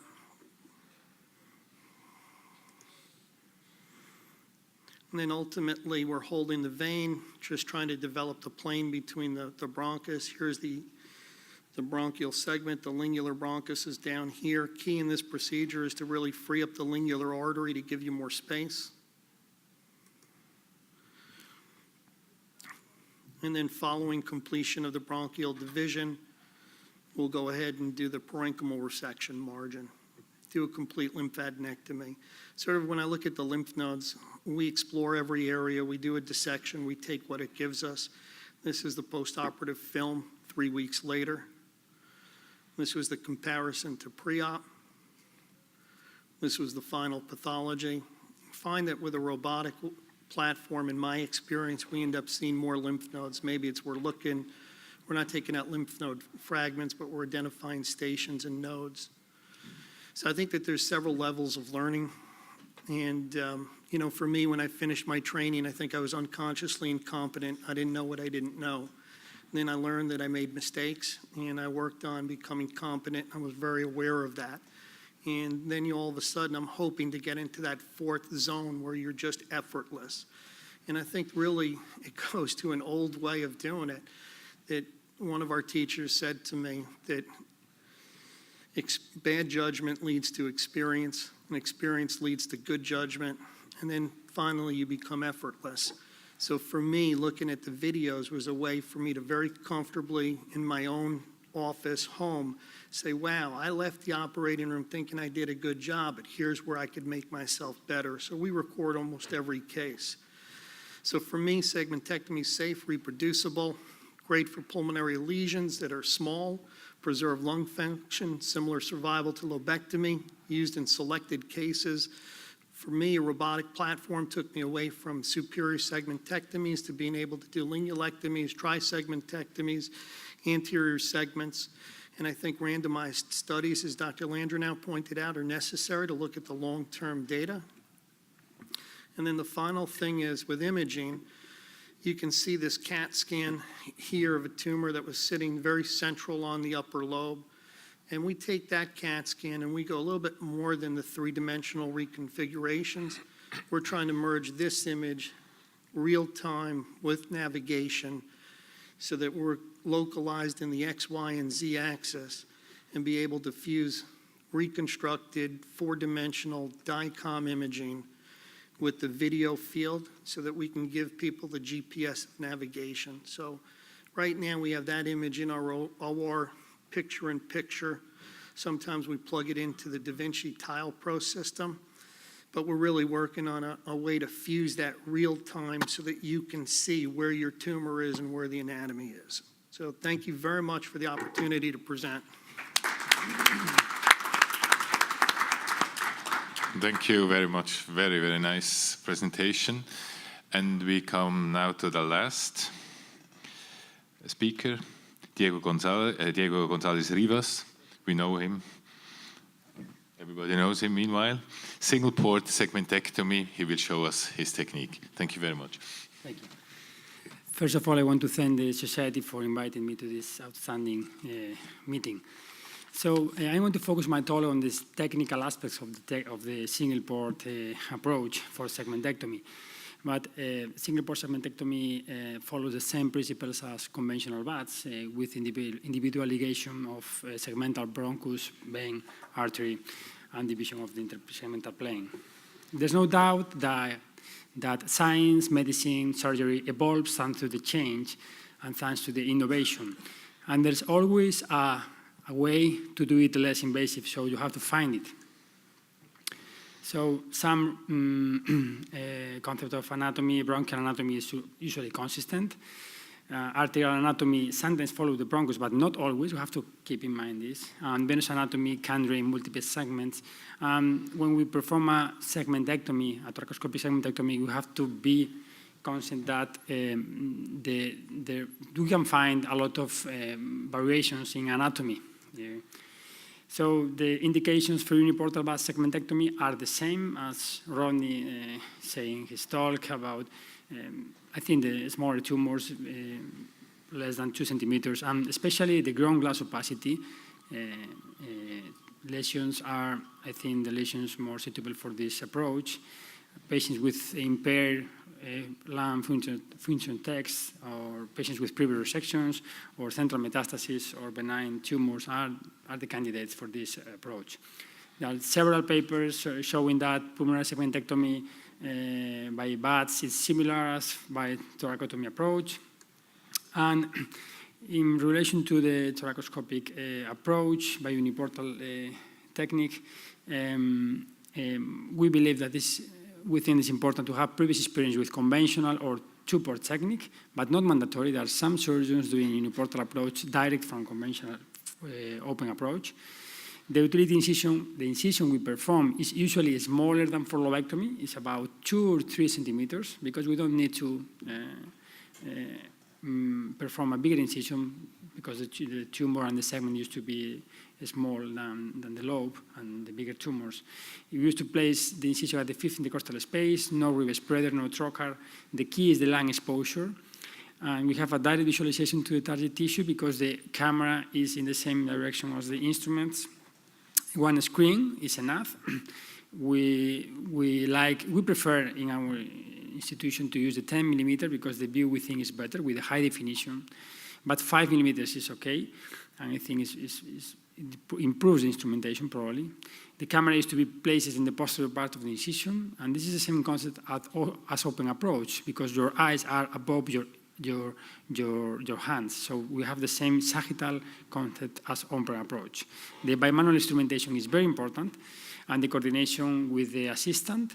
And especially for segmentectomies, we like to use vascular clips or ligature or harmonic and curved tip staplers for difficult angles of the vessels. But most of the cases most of the segmental branches can be divided by using energy devices or vascular clips. The instruments are very important. The use of instruments with proximal and distal articulation, in my opinion, is mandatory for the success of the uniportal segmentectomy. And the use of energy devices and vascular clips are also very, very important. So since we started the technique in 2010, we published the first case in 2011. We have improved our skills and our results, and now we are able to perform very, very complex cases like a sleeve, double sleeve, or even surgery now. We are very excited with non-intubated major pulmonary resections. Why the incision is always at the 5th intercostal space? Because we can divide the upper lobes and the lower lobes. It's the same concept as open thoracotomy approach. Usually it's performed at the 5th, so this is the same concept. And the key is to expose the lung in a different way. You have to think different. uniportal approach. It's not enough to have experience with conventional baths to do uniportal approach. You have to learn different things, different tricks, different exposure, as you see in this video, in this picture. They have to expose the artery and the vein in a different angle. So for the segmentectomy, we can divide different segments, individual segments, or 2 or 3 segments, like in the trisegmental approach of the left upper lobe. So this is an example of a right upper. Oh.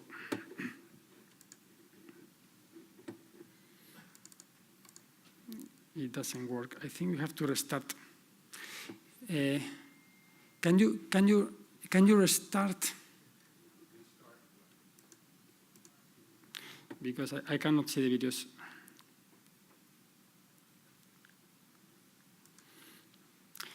No. No, I think we have to restart the computer. Restart the computer. Because I cannot see any video. I think if you restart the computer, it works, sure.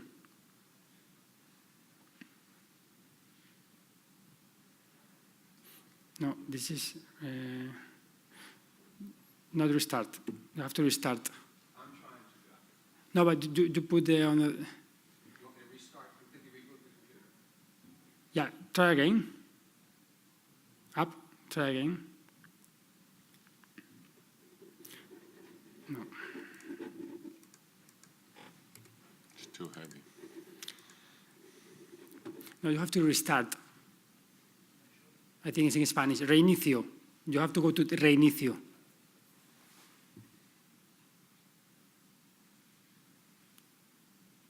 No, reinicio. Okay.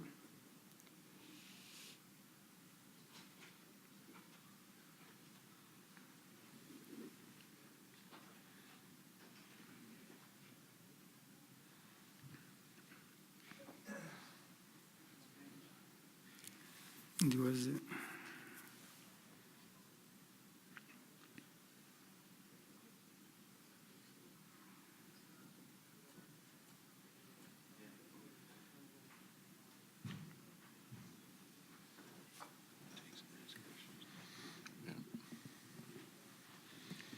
sorry about this. No problem. I just thought maybe there is an urgent question from the floor to the one of the presentations, so we can start the discussion already a little bit. I had one question to the screening program. If you have a nodule which is either new or which is growing, you had a little bit unprecise definition when to do a PET scan. Do you really need a PET scan in an early small lesion? No. Because you still had it as a possibility, because it doesn't add to your, it adds maybe to the staging, but the probability that you have metastases, mediastinal lymph nodes is very small, you know. So I don't think you should do a PET scan. You go directly to the surgery. You agree? Okay.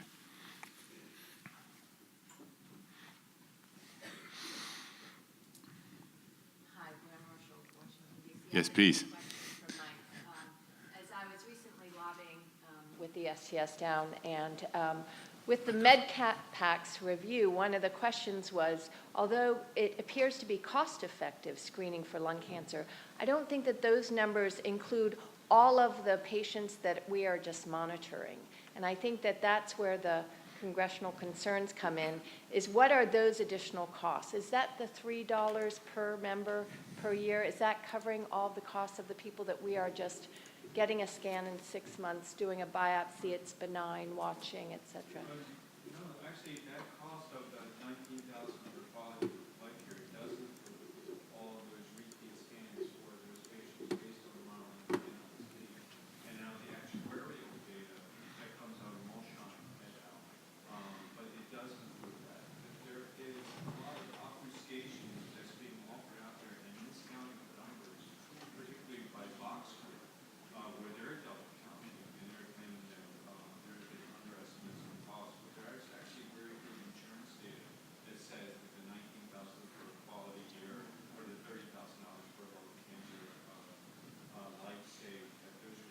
Right, great.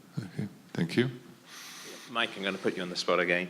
So up to 80, you're obviously recommending screening. You do a lung cancer resection on a stage 1 patient. Presumably, you're going to keep screening with low-dose scans once a year, I'm presuming. So do you get a baseline scan, say, at 3 months, or just to take account of scarring and things like that so you can interpret that? And then what do you do when the patient turns to 80? How do you follow the patient who's had a resection after 80 years old? So one of the issues that I was asked to, that the title implied was how you follow lung cancer resections, which I did not address. Right. But there's good data out of Toronto General that you can use the low-dose CT scan in replacement of chest X-ray. So I was taught alternating chest X-ray with CT scan, and that was to try to keep the cost down on screening for recurrence. There's good data that shows that the low-dose CT scans are as cost-effective as chest X-rays and will give you more information. The actual rate at which you get them, whether it's every 4 months or every 6 months, there's a lot of research going underway. I don't think that's fully defined. Returning them to a screening program was at the 5-year mark, so that's where we differentiated between sort of surveillance for recurrence of the original cancer versus screening for itself. Right. So to kind of push you a little bit more, do you think that we need to see patients every 3 to 4 months like I've been doing, or do you think it's reasonable now to just see them at yearly time points, even in the first 2 years after surgery? And do you have any data that would sway you one way or the other? I will say that those recipes were developed in the 1980s and 1990s, where it was felt that half the recurrences were discovered by symptoms and half the recurrences were discovered by imaging. With the low-dose CT scan, you can find them much earlier than before they have symptoms. So I think it's pretty reasonable to go to every 6 months. So you increase the interval because you detected earlier. Okay, I think we recovered the video. The patient is resuscitated, I think. Yeah. Okay, so sorry for this inconvenience. But so all waiting exactly for this video all day, so now. So this is an example of a right upper lobe apico-posterior segmentectomy.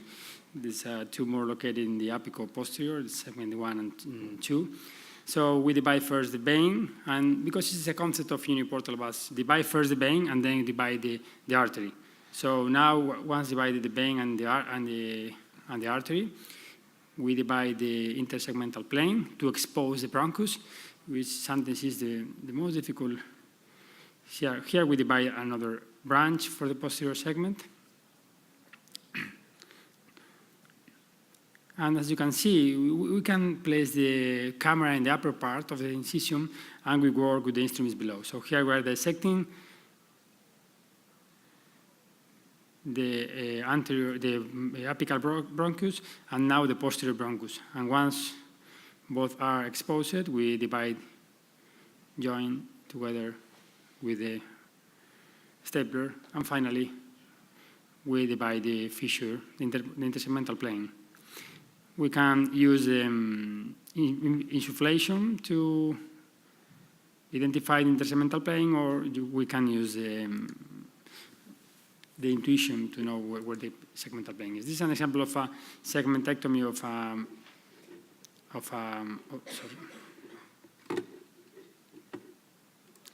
It's an example of a tumor located on the apical segment, but very close to the anterior segment. So here we first is to expose the artery and the bronchus and the vein. So as I said before, the bimanual instrumentation is mandatory to achieve a right instrumentation. So here we dissect the artery, and now we are looking for the vein. The use of the scanning instruments with the proximal and distal articulation are very important because we are working through a very small incision, so I think it's very important to achieve a good instrumentation with these instruments. So now here first we divide the segmental apical vein, And here we have to expose the arterial branch as distal as possible. So the use of a peanut, the suction, helps the instrumentation. Here we are exposing the distal part of the segmental artery to know exactly where the anatomy, how exactly is the anatomy. Here we are dividing, exposing the tumor is just very close to the vein. It was a benign tumor, finally, but the initial suspicion was a carcinoid tumor. So here we are also identifying all the distal part. Here we see the anterior vein, the posterior vein, and then we divide the individual artery to the segment 1.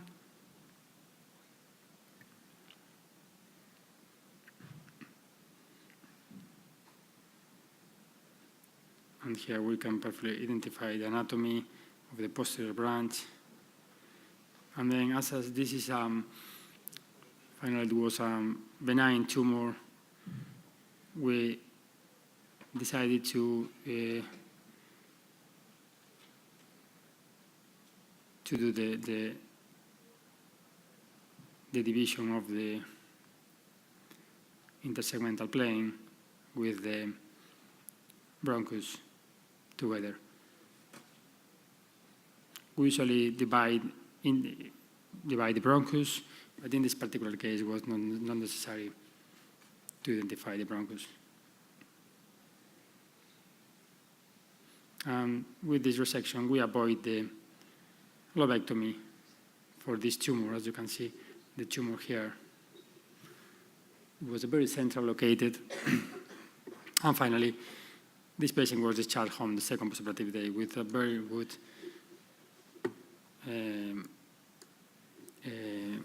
functional status. So this is another case of a right apical rebat for another segment. For lingulectomy, probably is the easiest segmentectomy, lingulectomy and superior segment of the lower lobe. So here I want to show how we expose the fissure from the anterior part after identifying the artery. This is a fissureless technique, but from the beginning. So once we identify the artery, we divide the vessel. In this case, we have no good angle for the bronchus, so we divide the bronchus with the scissors, and at the end of the surgery, we close with suture or with a stapler. So now we identify the lingular artery.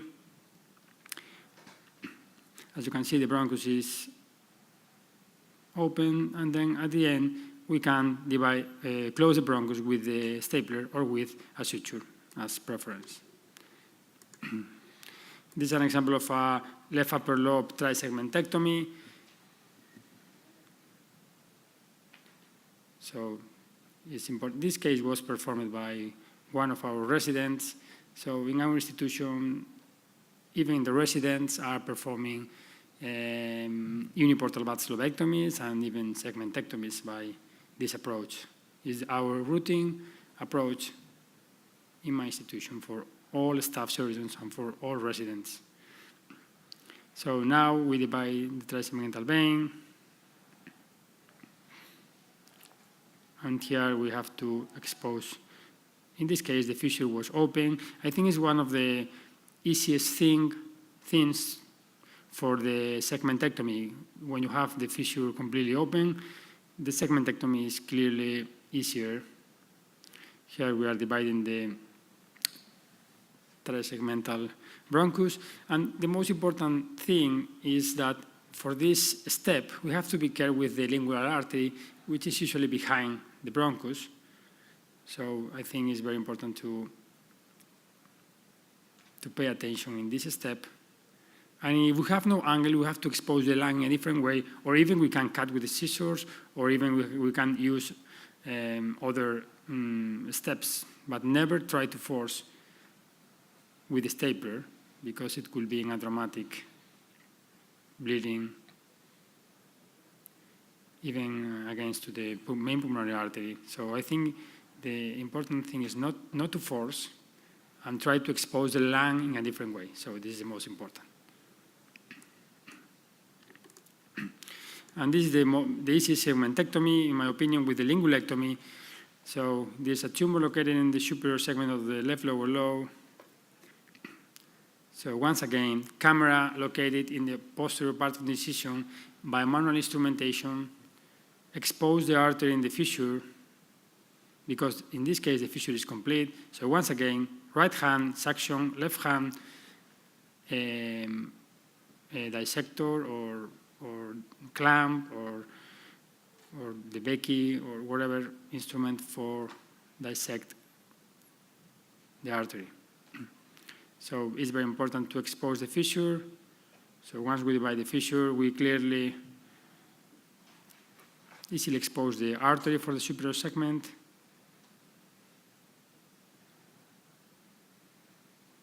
Now we can divide the vein or divide the bronchus. Here we are dividing the pulmonary ligament to expose the vein from the inferior aspect.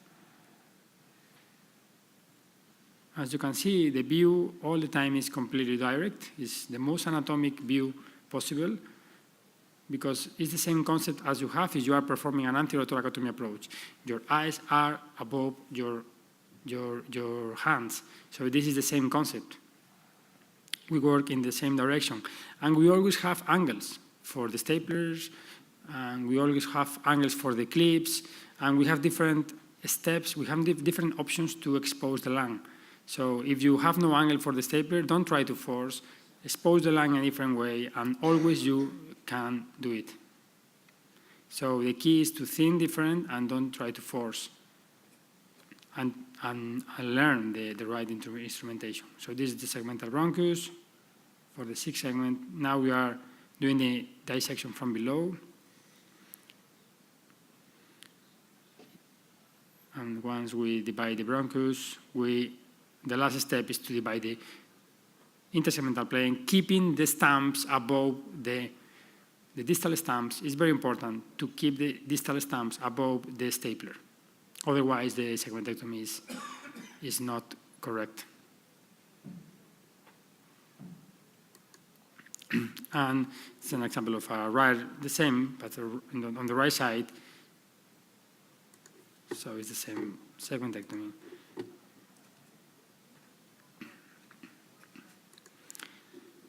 And the last segmentectomy, this is a basal segmentectomy. So here again, once again, we expose the artery in the fissure with a direct view. We divide the posterior parenchyma, then we divide the anterior part of the fissure, we divide the basal trunk, then we go to look to the vein, and here it's very important to identify the correct vein, leaving the 6th segmental vein intact. Sometimes it could be difficult if the division is very distal of the vein. We have to be careful with this division. Here we divide the bronchus. And finally, we divide the fissure, the intersegmental plane, keeping the 6th segment intact. We can inflate or not, depending on the experience of every surgeon. And now here we inflate the 6th segment, and this is the postoperative X-ray of this patient. So in conclusion, uniportal valve segmentectomy is feasible, safe. In our opinion, the concept is more anatomic, the instrumentation. We recommend to start with easy segments. When you have doubt, follow the bronchus to the lesion, and need to start thinking about segmentectomy. If you want to learn the uniportal approach, we will conduct a uniportal valve training program in Shanghai Pulmonary Hospital. It's the hospital with the biggest number of patients in the world. So we are going to perform about 20 major pulmonary resections per day. Most of the resections will be segmentectomies. This will be the date of the program. So thank you very much. Keep calm and think uniportal. Thank you very much for the nice presentation. What I saw, and I do it sometimes also when it has to go quick, you don't inflate, you don't identify the bronchus, clamp it to identify the planes. this is a bit different. I mean, I also have this tendency, you know, when it has to go quickly, you know, but you don't, as I saw from the videos, you don't do it regularly. You estimate where the plane should be, and then you put the stapler in. Yeah, we did at the beginning, but now we routinely don't do it. We know more or less where is this intersegmental plane. If we have doubt, if we have some doubt, we inflate after division of the bronchus. Yes. To identify. Yes, please. We have a few minutes left.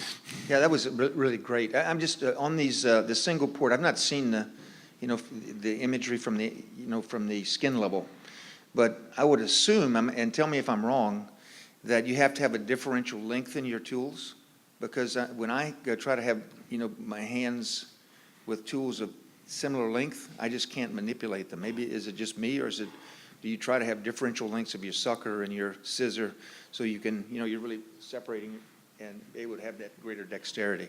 Is that what you do, or not so? Have you tried with the scanline instruments or instruments? I haven't seen the scanline instruments, but I know when I'm going to go look at them. I don't know if they're here. Yeah.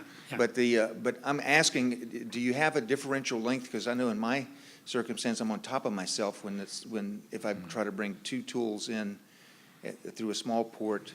If the instruments have a different length, so we have a shorter instrument and a longer instrument, not to interfere with your hands at the outside.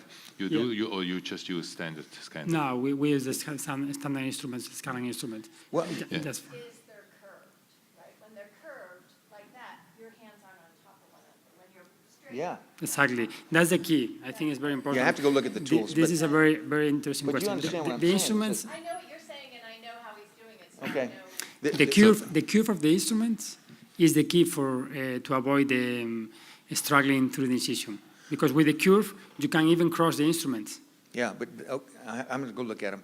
One other thing is that when you talked about the preservation of that segment 6 or the superior segmental vein, which is critical to performing and just the opposite when you're doing a superior segmentectomy to preserve the basilar, is that when I get in that circumstance and I just can't get that distal definition of the division of the veins, I'll take the bronchus first, and then that allows that exposure, and you don't have that anxiety. Yeah, I think it's a good idea. We do it if we have the fissure is not open, then we do the segmentectomy from inferior to superior. So we did the vein, the bronchus, and then the artery last. Just a little thing in between. Is it Shanghai Chest Hospital? Because it's a written pulmonary hospital. It's pulmonary. I think Shanghai Pulmonary and Shanghai Chest, they have the same volume of patients. Last year they did 5,100 resections each, and this year Shanghai Pulmonary is doing more resections than chest. Okay, just not to confuse. So it's an unbelievable place. Yes. I was there last week, and we did in one day 32 bad thrombectomies. One day. Yeah, I was there in the chest hospital. That's why I was asking. Yeah, it's impressive. Are similar, but I think that now Shanghai Pulmonary is doing a little bit more resections. So they compete. Okay, thank you. Next question. Jose Rodriguez, Dayton, Ohio. I need to congratulate all the three segmentectomies presentation. There were beautiful videos and show how important is the anatomy. Knowledge for that.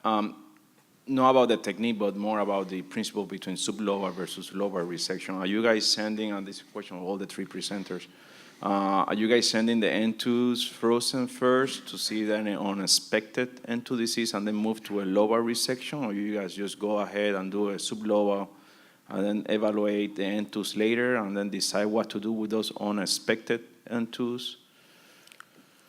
Well, do you mean if there's a PET positive? No, PET negative, unexpected. You have a 1 centimeter lesion. You're thinking do a segmentectomy. Then you take some N2 diseases, N2 lymph nodes first. The section send those for frozen. Then you have an unexpected N2 disease. Are you move to a lobar resection, or you just lobar wait? resection.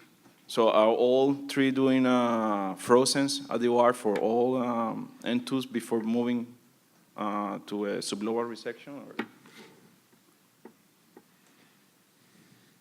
I can say I think it's a selection bias. You're getting smaller tumors that you're picking out for segmental resections, at least in the robotic approach. the last thing that I divide is artery, vein, and bronchus. And the first thing that I'm doing is finding the artery, completing the fissure. In the process of that, we're taking out all those lymph nodes. And I'll use judgment. If I see something that looks suspicious to me, I will send it out. First, Send it before out doing. first. Yeah, and we'll do that. I don't do it routinely.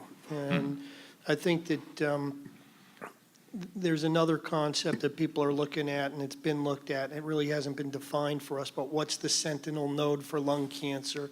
Is there a better way to find it in the future? That might help us out with that. But I think the patients that I've done were smaller tumors, metastases, ground glass, low incidence of lymph nodes. I don't routinely do that. Do you, Diego? No, I agree with you. Same as you. So, any experience with and then you do a subloba, then when you have the final, you have an N2 positive. What you do there? You go back and do a lobectomy? Or? If I have an N2 disease in the frozen section, No, in the final. In the final. You decide to do a subloba because you in have. the final. It's a stage 3A. You do Yeah. use a subloba. Well, I think that, sublobar resection is a beautiful case, a beautiful way to do things, and I think definitely they need to be selective. I would think that you should do a lymph node dissection and with frozen at the OR just to be sure that you're doing the correct resection to the patient. The probability is just very low. This is, I think, it's less than 5%, but Yeah. it's not zero. So I never have that case, but you do 100 cases per year. That is a segmentectomy. If you just not do any frozen, maybe you have 3% of them will be 3A that you didn't know, and then you did just a sublobal. So okay. There's a higher incidence of upstaging, the more lymph nodes that you get. I mean, there's a lot of data that show 5 to 20% upstaging, right? And Dan Baffa's paper showed understaging of N1 lymph nodes with VATS. I think we're all going for lymph nodes, lymph nodes, lymph nodes. The NCCN guidelines, interesting, the thoracotomy, if you get in there to do a lobectomy and you've got incidental N2 disease, I think their recommendation is complete the lobectomy, don't come back. If you're doing it with a VATS, they say abort and give neoadjuvant is one of the recommendations. But, we're finding about almost a 15% upstaging when we do robotic lobectomy. And I think it's because we're doing more lobes. But I don't think I would keep a patient with a negative margin and a complete lymphadenectomy and bring them back for a lobectomy afterwards. I'd give them adjuvant therapy. Okay. Now the pulmonologist or EBUS specialist would say, Actually, of course, you stage before. I'm not a in EBUS. pulmonologist. I'm a thoracic sorry, surgeon, for your information. I tend to be thought of. So I had two comments. One comment was our follow-up CT follow-up study. That was not based on low dose, but that was a minimum dose CT, which is even lower dose. And we've showed that we can actually find new cancers earlier so that we can actually intervene safely. So that was just a comment. In terms of the sublobar resection, as we're doing the lobectomy versus sublobar resection comparison study, I think really the importance, not just the N2, but the N1 lobar and sublobar N1 lymph nodes. And I think the sentinel lymph node concept, although it's been done for many, many years, is one possibility, but also we are looking at developing better EBUS devices so that we can actually sample further out N1 nodes. I think that's going to really be important Improve the to staging. be able to, yes, improve the staging, not just N2, but looking at station 10, 11, 12, and even in station 13 prior to the surgery. Then you know that all the lymph nodes are negative, then you can go ahead and do a segmental resection. So it leads to the question, how complete is your N1 lymphadenectomy in the segment? Correct. I mean, And if you can do that preoperatively, I think that's really going to change our but practice. intraoperatively you take out all N1? we try to remove All all you the lymph see nodes. or you look for them? Yeah, we try to remove all the N1 lymph nodes we see, and we have some suspicion with any frozen section. Okay. So I want to also ask Kazoo, with having the tools of EBUS so readily available, what do you think about the use of routine EBUS on patients that you're now electing to do, say, SBRT, perhaps? as a way of staging those patients to make sure that they haven't got occult N1 disease and N2 disease? And how good is EBUS at looking at, in your hands, in looking at nodes that aren't necessarily enlarged or look concerning on CT scans preoperatively? So I think that's a very important part of SBRT, and currently we are doing a prospective trial of patients undergoing SBRT. All patients that will potentially undergo SBRT, they are sent to us. If they are enrolled for the study, we stage the mediastinum and the hilum complete with EBUS. Even if PET and CT is negative, we sample at least station 4R, 4L, and 7, but in addition to that, N1 nodes. And from our experience, we do everything under local anesthetic, but even really the small lymph nodes, we can adequately sample these lymph nodes, but it is a bit challenging. It's not like the bulky lymph nodes, but it is possible. So have you got a sense yet of the percentage of false negative, I mean, where you think it's going to be negative on CT and PET and you find nodal disease? Because Bill Krimsky published a paper where he found a 16% incidence of nodal disease.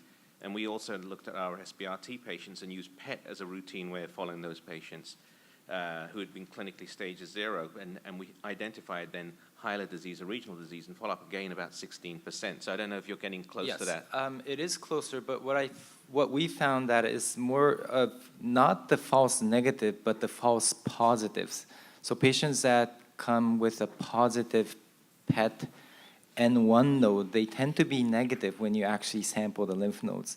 I think our false negative rate is around 10% in our studies that we're looking at, but it's pretty much the same. So you know, it's really PET. You can't not rely on PET scan. I think that's what. Only, yeah, of course, yes. yeah. Maybe we switch a topic. Yeah. Are Away these from the general lymph nodes. questions, or are we specific? Another question for Dr. Yasufuku. I'm Abbas from Temple in Philadelphia. The management of that patient with a solitary nodule that's not peripheral and it's deep and it's small, at least in my experience, that's always been the one you worry about the day before. And although we look at the scans and we look at them with the radiologists, we often don't really know which segment they're in, sometimes which lobe. And I've personally used navigational bronchoscopy for preoperative localization. I was interested in your techniques if you think this is useful.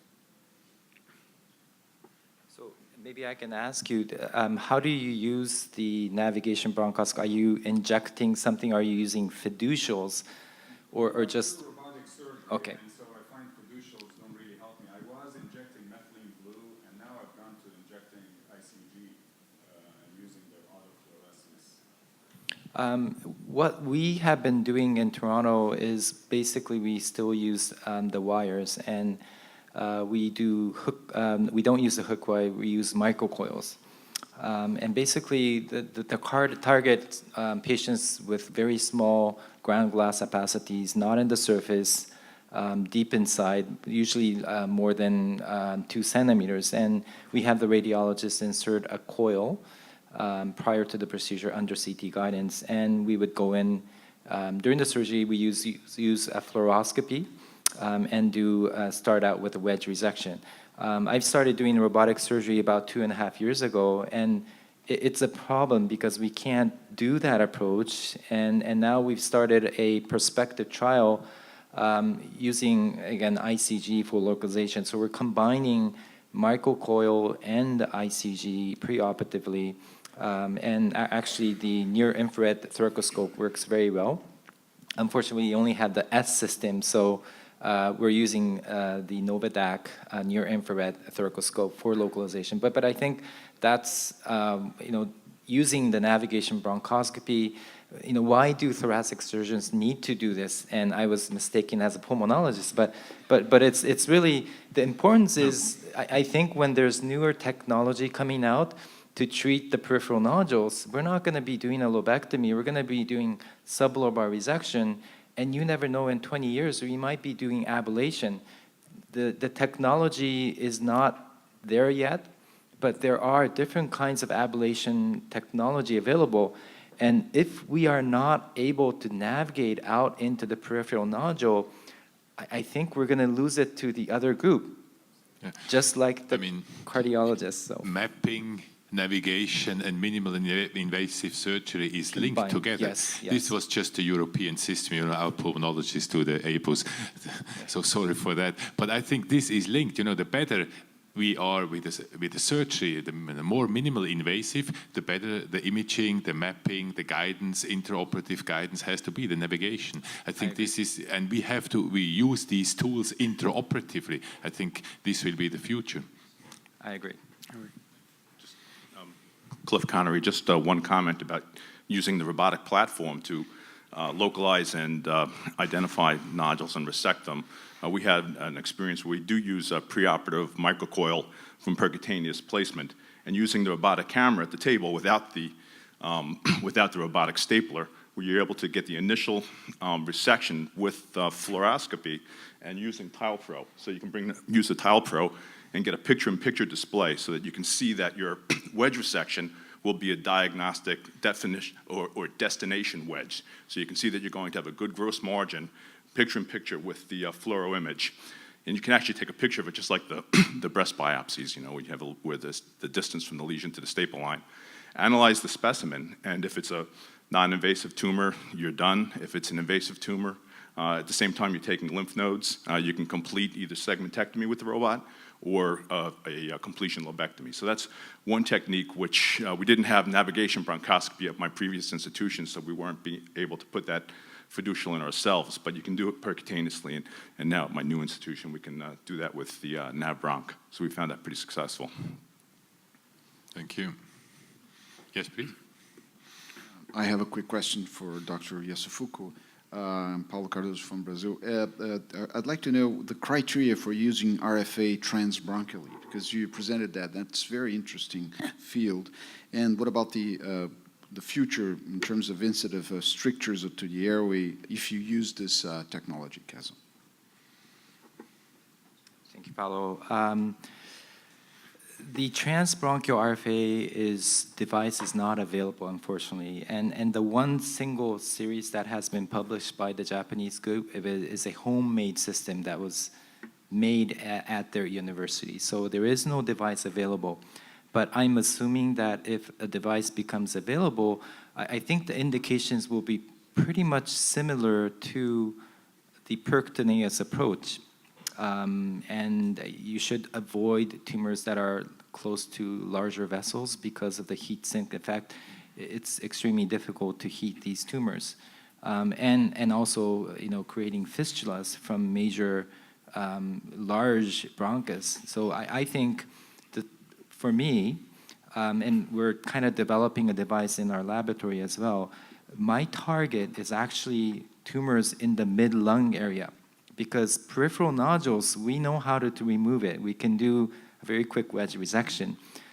And central tumors are going to be challenging, but tumors within the mid-lung, I think, would be a good target because it's within the reach of a bronchoscope, and if we can come up with a nice probe or device, I think that's where we will be able to ablate a lot of the tumors. I think as you pointed out in your presentation, the problem with this technique at the moment is all these instruments are made for the liver, and so we also used it, and we didn't, the lesions were too big, it was difficult to introduce because it's all made for the liver, and as you said, there has to be a technical improvement, maybe endobronchial, and then we can reevaluate. But I think this technique. It will be coming very soon, I'm hopeful. Yeah, you showed very nicely. So there are a couple of companies that are developing microwave technologies specifically to go through bronchoscopes, and they're working out ways to make them directional and so forth. But the thing they're struggling with is combining the navigation part to make sure that you're actually truly within the lesion. As you can see, we have false negative rates of about 30 to 40%. And you want to make sure that what you're ablating is truly there. So it's bringing the two technologies together. Kazu, I wanted to ask you, you brought up the bronchus technology, and we met with the bronchus folks. And one of the things we struggle with the navigation, particularly more with the Varane compared to the Super D, because before we brought the Super D, we tried both the Super D and the Varane to see which one we liked. And what we found with the Varane was we liked the steerability of the Super D a lot more than the Varane, which didn't have the steerability. And when you're kind of making multiple bends, sometimes it was hard to go out through segmental and segmental bronchus. Now, the bronchus technique, which I've seen, but they don't want to let us try the device yet they want us to purchase it. You can actually make a hole in the bronchus and drill out in a straight line with the lung right out into the periphery without having to make several bends. Have you had experience with that? And do you know any of the data to kind of say how effective that is to get to where you want to get to? I have no experience with that, but I have my friends who have kind of tested it in animal models. So instead of going through an anatomical subsegment, the idea is just go pierce through the bronchus and go straight into the nodule, which I think may be a bit dangerous. So, but I don't have experience. But I think what the audience here needs to really, figure out is what is going to be very, best suited for you in terms of the navigation bronchoscopy. The lung point from bronchus it's truly just a virtual bronchoscopy system. It's not real time, but it's probably the cheapest system. It's not expensive. You buy the system, you don't need anything extra. What I found that it's very, very good and helpful for education of our residents and fellows. Personally, I don't need a navigation system because I know how to read a map, I know how to drive. But when we have to train our trainees, it's extremely difficult to go through the CT scan, show them all the anatomy, and tell them this is, which segment. But if you give them the computer, they can learn all of that with the navigation software. So I think that's what I found very useful. I wanted to comment one thing about another technology that we're looking at, if you don't mind, because this is a technology meeting, is the use of the robotic cone beam CT. It's called the Zigo from Siemens, and we have this in our new operating room. And I think this holds a really future for minimally invasive surgery. We're actually looking at the role of using this for tracking nodules even without marking with anything. We're working on a software where we can scan the patient where the lung is inflated.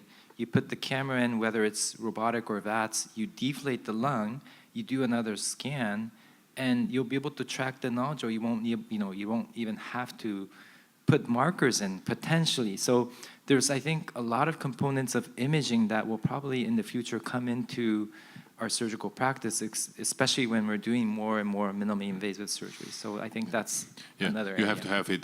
This is a problem. We also have all these navigation systems for the liver, but the liver remains in shape. This is one of our problems, because we have to have it online because the lung is changing, of course, completely the shape when you do a single lung ventilation, and then you need the imaging in this situation, to find it does and to navigate. Change. If you flip the lung over, it does change, but to our surprise, the bronchus does not change that much.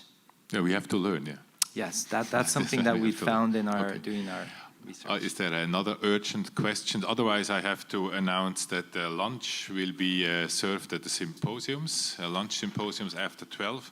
And we have this keynote address at 11:15 of Rory McDonald from Harvard Business School about disruptive innovation, expert authority on competition and innovation in technology. I think this